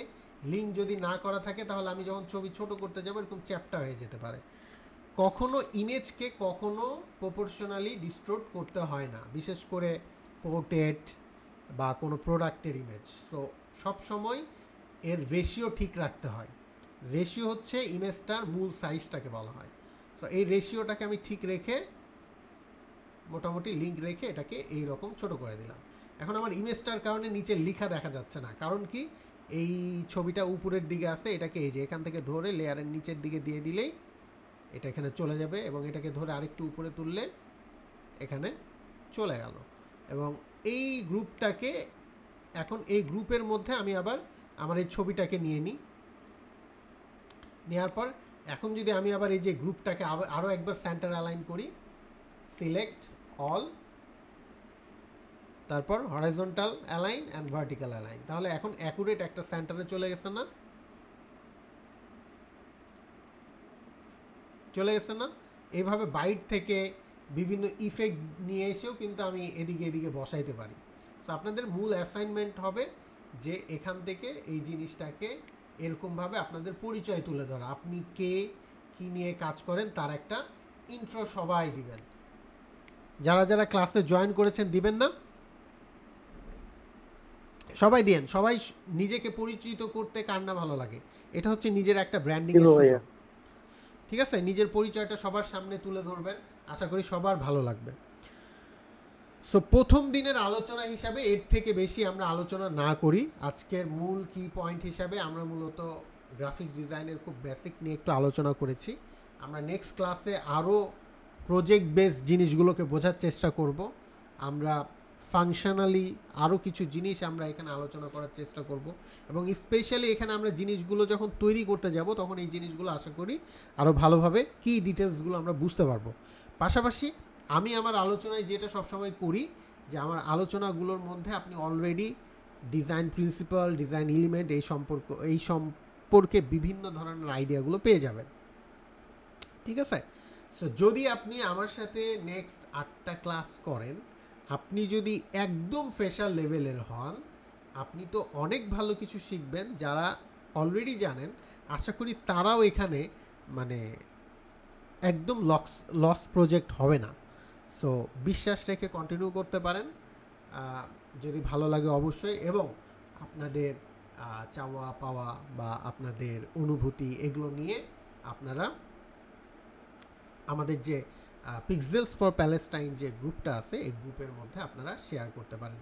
এবং অবশ্যই এই কোর্স থেকে যেটা শিখছেন যদি মনে করেন, তাহলে পিক্সেলস ফর প্যালেস্টাইন ট্যাগটা ইউজ করে আপনার ডিজাইনগুলো আপনি আপনার প্রোফাইলে ইউজ করতে পারেন, ঠিক আছে? এখানে কিন্তু ট্রাস্ট মি, আমার নিজের স্বার্থের জন্য আমি কিছুই করছি না। আমাকে আপনার বলছি না যে আপনি ফলো করেন আমাকে, আমার এই জিনিসগুলো বা আমাকে কোনো দিক দিয়ে লাভবান করেন। আমি জাস্ট চাচ্ছি যে প্যালেস্টাইনের প্রতি আমাদের প্যালেস্টাইনের পক্ষে আমাদের আওয়াজটা যেন আরও শক্তিশালী হয়, এবং এটা যেন আমরা বুঝাতে পারি যে না, আমরা আমাদের যা কিছু আছে তাই নিয়ে আমরা প্যালেস্টাইনের পাশে আছি, আমাদের মুসলিম ভাইদের পাশে আছি, বা যেখানে মানুষ নিরীহ, যেখানে মানুষ অসহায় সেই মানুষগুলোর পাশে আমরা আছি। সো এই জিনিসটা আমরা মাথায় নিয়ে কাজ করব। এবং সবশেষ আরও একটা জিনিস, যারা মনে করছেন যে আলোচনায় আরও কিছু ডিটেলস আনা যেতে পারতো বা আরও কিছু বেসিক বিষয় আমার জানা দরকার, তারা আমার ইউটিউব চ্যানেলটা ফলো করতে পারেন। আমার ইউটিউব চ্যানেলে ফটোশপের বেসিক লেভেলের কিছু টিউটোরিয়াল দেয়া আছে, যদি মনে করেন সেগুলো আপনারা দেখতে পারেন। সো আমার ইউটিউব চ্যানেল বা আমাকে পাওয়া খুবই সোজা, ঠিক আছে? যেহেতু একটু মোটামুটি সময় ধরে কাজ করা হয় মার্কেট প্লেসে, সো আপনি ঠিক এইভাবে গুগলে এসে সার্চ করবেন ইমরান SHOJIB, এই লেখাটা এইভাবে লিখলে মূলত আমি কে, আমার প্রোফাইল, আমার বিহ্যান্স, আমার ড্রিবল, আমার আপওয়ার্ক, আমার ফাইবার, আমার মানে যা যা প্রোফাইল আছে, যদিও ফাইবার আমি ইউজ করি না, এটা কোন কালে প্রোফাইল ক্রিয়েট করে রাখছিলাম, তারপরে আর আমি এগুলো কিছু করিনি, বাট আমার যা যা প্রোফাইল আছে সব কিছু আপনি এখানে পেয়ে যাবেন। ইভেন আমার ভিডিও আপনি ইউটিউব বা চ্যানেল, এই ভিডিওগুলো আপনি কিন্তু এখানে পেয়ে যাবেন। এখান থেকে আপনি এই যে এটা হচ্ছে আমার চ্যানেলের ভিডিও, এটা আপনি এখান থেকে দেখতে পারেন, ঠিক আছে? এই মান্ডালা ডিজাইনের এটা আমার চ্যানেলের একটা পপুলার ভিডিও। সো এই জিনিসগুলো আপনি এখান থেকে দেখে নিতে পারেন, এগুলো হচ্ছে আমার চ্যানেলের ভিডিও। সো চ্যানেলে ঢুকে আপনি ফটোশপের যদি বেসিক কোনো টিউটোরিয়াল দেখতে চান বা ইলাস্ট্রেটরে সেগুলো পাবেন, সেগুলো দেখে নিতে পারেন। এবং ইনশাল্লাহ আপনাদের সাথে আগামী শনিবার একই সময়ে ক্লাসে দেখা হবে। সবাই ক্লিয়ার? কারো কোনো কিছু জানার বা কোনো প্রশ্ন আছে? কেউ কিছু বলতে চান? ভাইয়া ক্লাস কি এই মানে আপনি বলে দিবেন তাই না কোনো শিডিউল আছে? প্রতি মঙ্গলবার আগামী মানে এখন থেকে প্রতি মঙ্গলবার আর শনিবার 8টা ক্লাস হবে টোটাল। আজকে একটা হয়ে গেল, আর 7টা মঙ্গলবার এবং শনিবার রাত 10টা থেকে 12টা। 9টা থেকে 9:30 আমি শুরু করতে পারবো না। তার একটা বড় রিজন হচ্ছে নামাজ পড়ে এসে খাওয়া দাওয়া করা লাগে, কারণ ক্লাস নিতে গেলে আমার প্রচণ্ড ক্ষুধা লাগে। সো ক্লাস আজকে যেমন এক বড় ভাইকে হেল্প করতে যেয়ে আমার নামাজ পড়ে আস্তে আস্তেই 9:45 বেজে গেছে। সো এসে আমি কোনো রকম খালি আপনাদের ক্লাসটা শুরু করছি, খাইতে পারিনি। কিন্তু আমার এখন প্রচণ্ড খিদাতে পেট চৌ চৌ করতেছে। আমি আবার এই দিক থেকে খুব সহজ সরল মানুষ, আমি সব কথা বলে দিই। আমি সাধারণত নামাজ পড়ে এসে যেটা করি, আমি শখের বসে 2টা খাসি পুষি, ওগুলোকে গোছগাছ করে বেঁধে তারপর হচ্ছে গুছিয়ে আমি হচ্ছে আমার পিসিতে এসে বসতে বসতে দেখা যাচ্ছে যে 9:30 পার হয়ে যায়। সো ওই সময় আমার আসলে ক্লাস নেওয়া সম্ভব না, বুঝতে পারছি। সো 10টা থেকেই আপনারা যারা করবেন 10টা থেকে একটু কষ্ট করে আপনাদেরকে শুরু করতে হবে, এবং ইনশাল্লাহ টপিক অনুযায়ী কোনো দিন সেটা 10:30 যেতে পারে, রাত 12টা পর্যন্ত যেতে পারে। ঠিক আছে, আজকে যেমন 10:33 অলরেডি হয়ে গেছে। সো যাই হোক, আমরা চেষ্টা করব 10:05 মধ্যে ক্লাসগুলো শুরু করে ফেলার, এবং এর বেশি লেট আশা করি করব না, কারোর জন্য আমরা ওইভাবে অপেক্ষা করব না। সো যারা কোর্সটা করতে চান, এই ক্লাসগুলো করতে চান, আশা করি ওই দিনগুলোতে প্রতি মঙ্গলবার এবং শনিবার এই দিনগুলোতে 10টা থেকে 12টা পর্যন্ত এই সময়টা আপনি ওইভাবে সেট করে রাখবেন বা অ্যালার্ম সেট করে রাখতে পারেন। তো ইনশাল্লাহ নেক্সট ক্লাসে দেখা হবে। আল্লাহ আপনাদের সবাইকে ভালো আর সুস্থ রাখুক। আল্লাহ হাফেজ, আসসালামু আলাইকুম।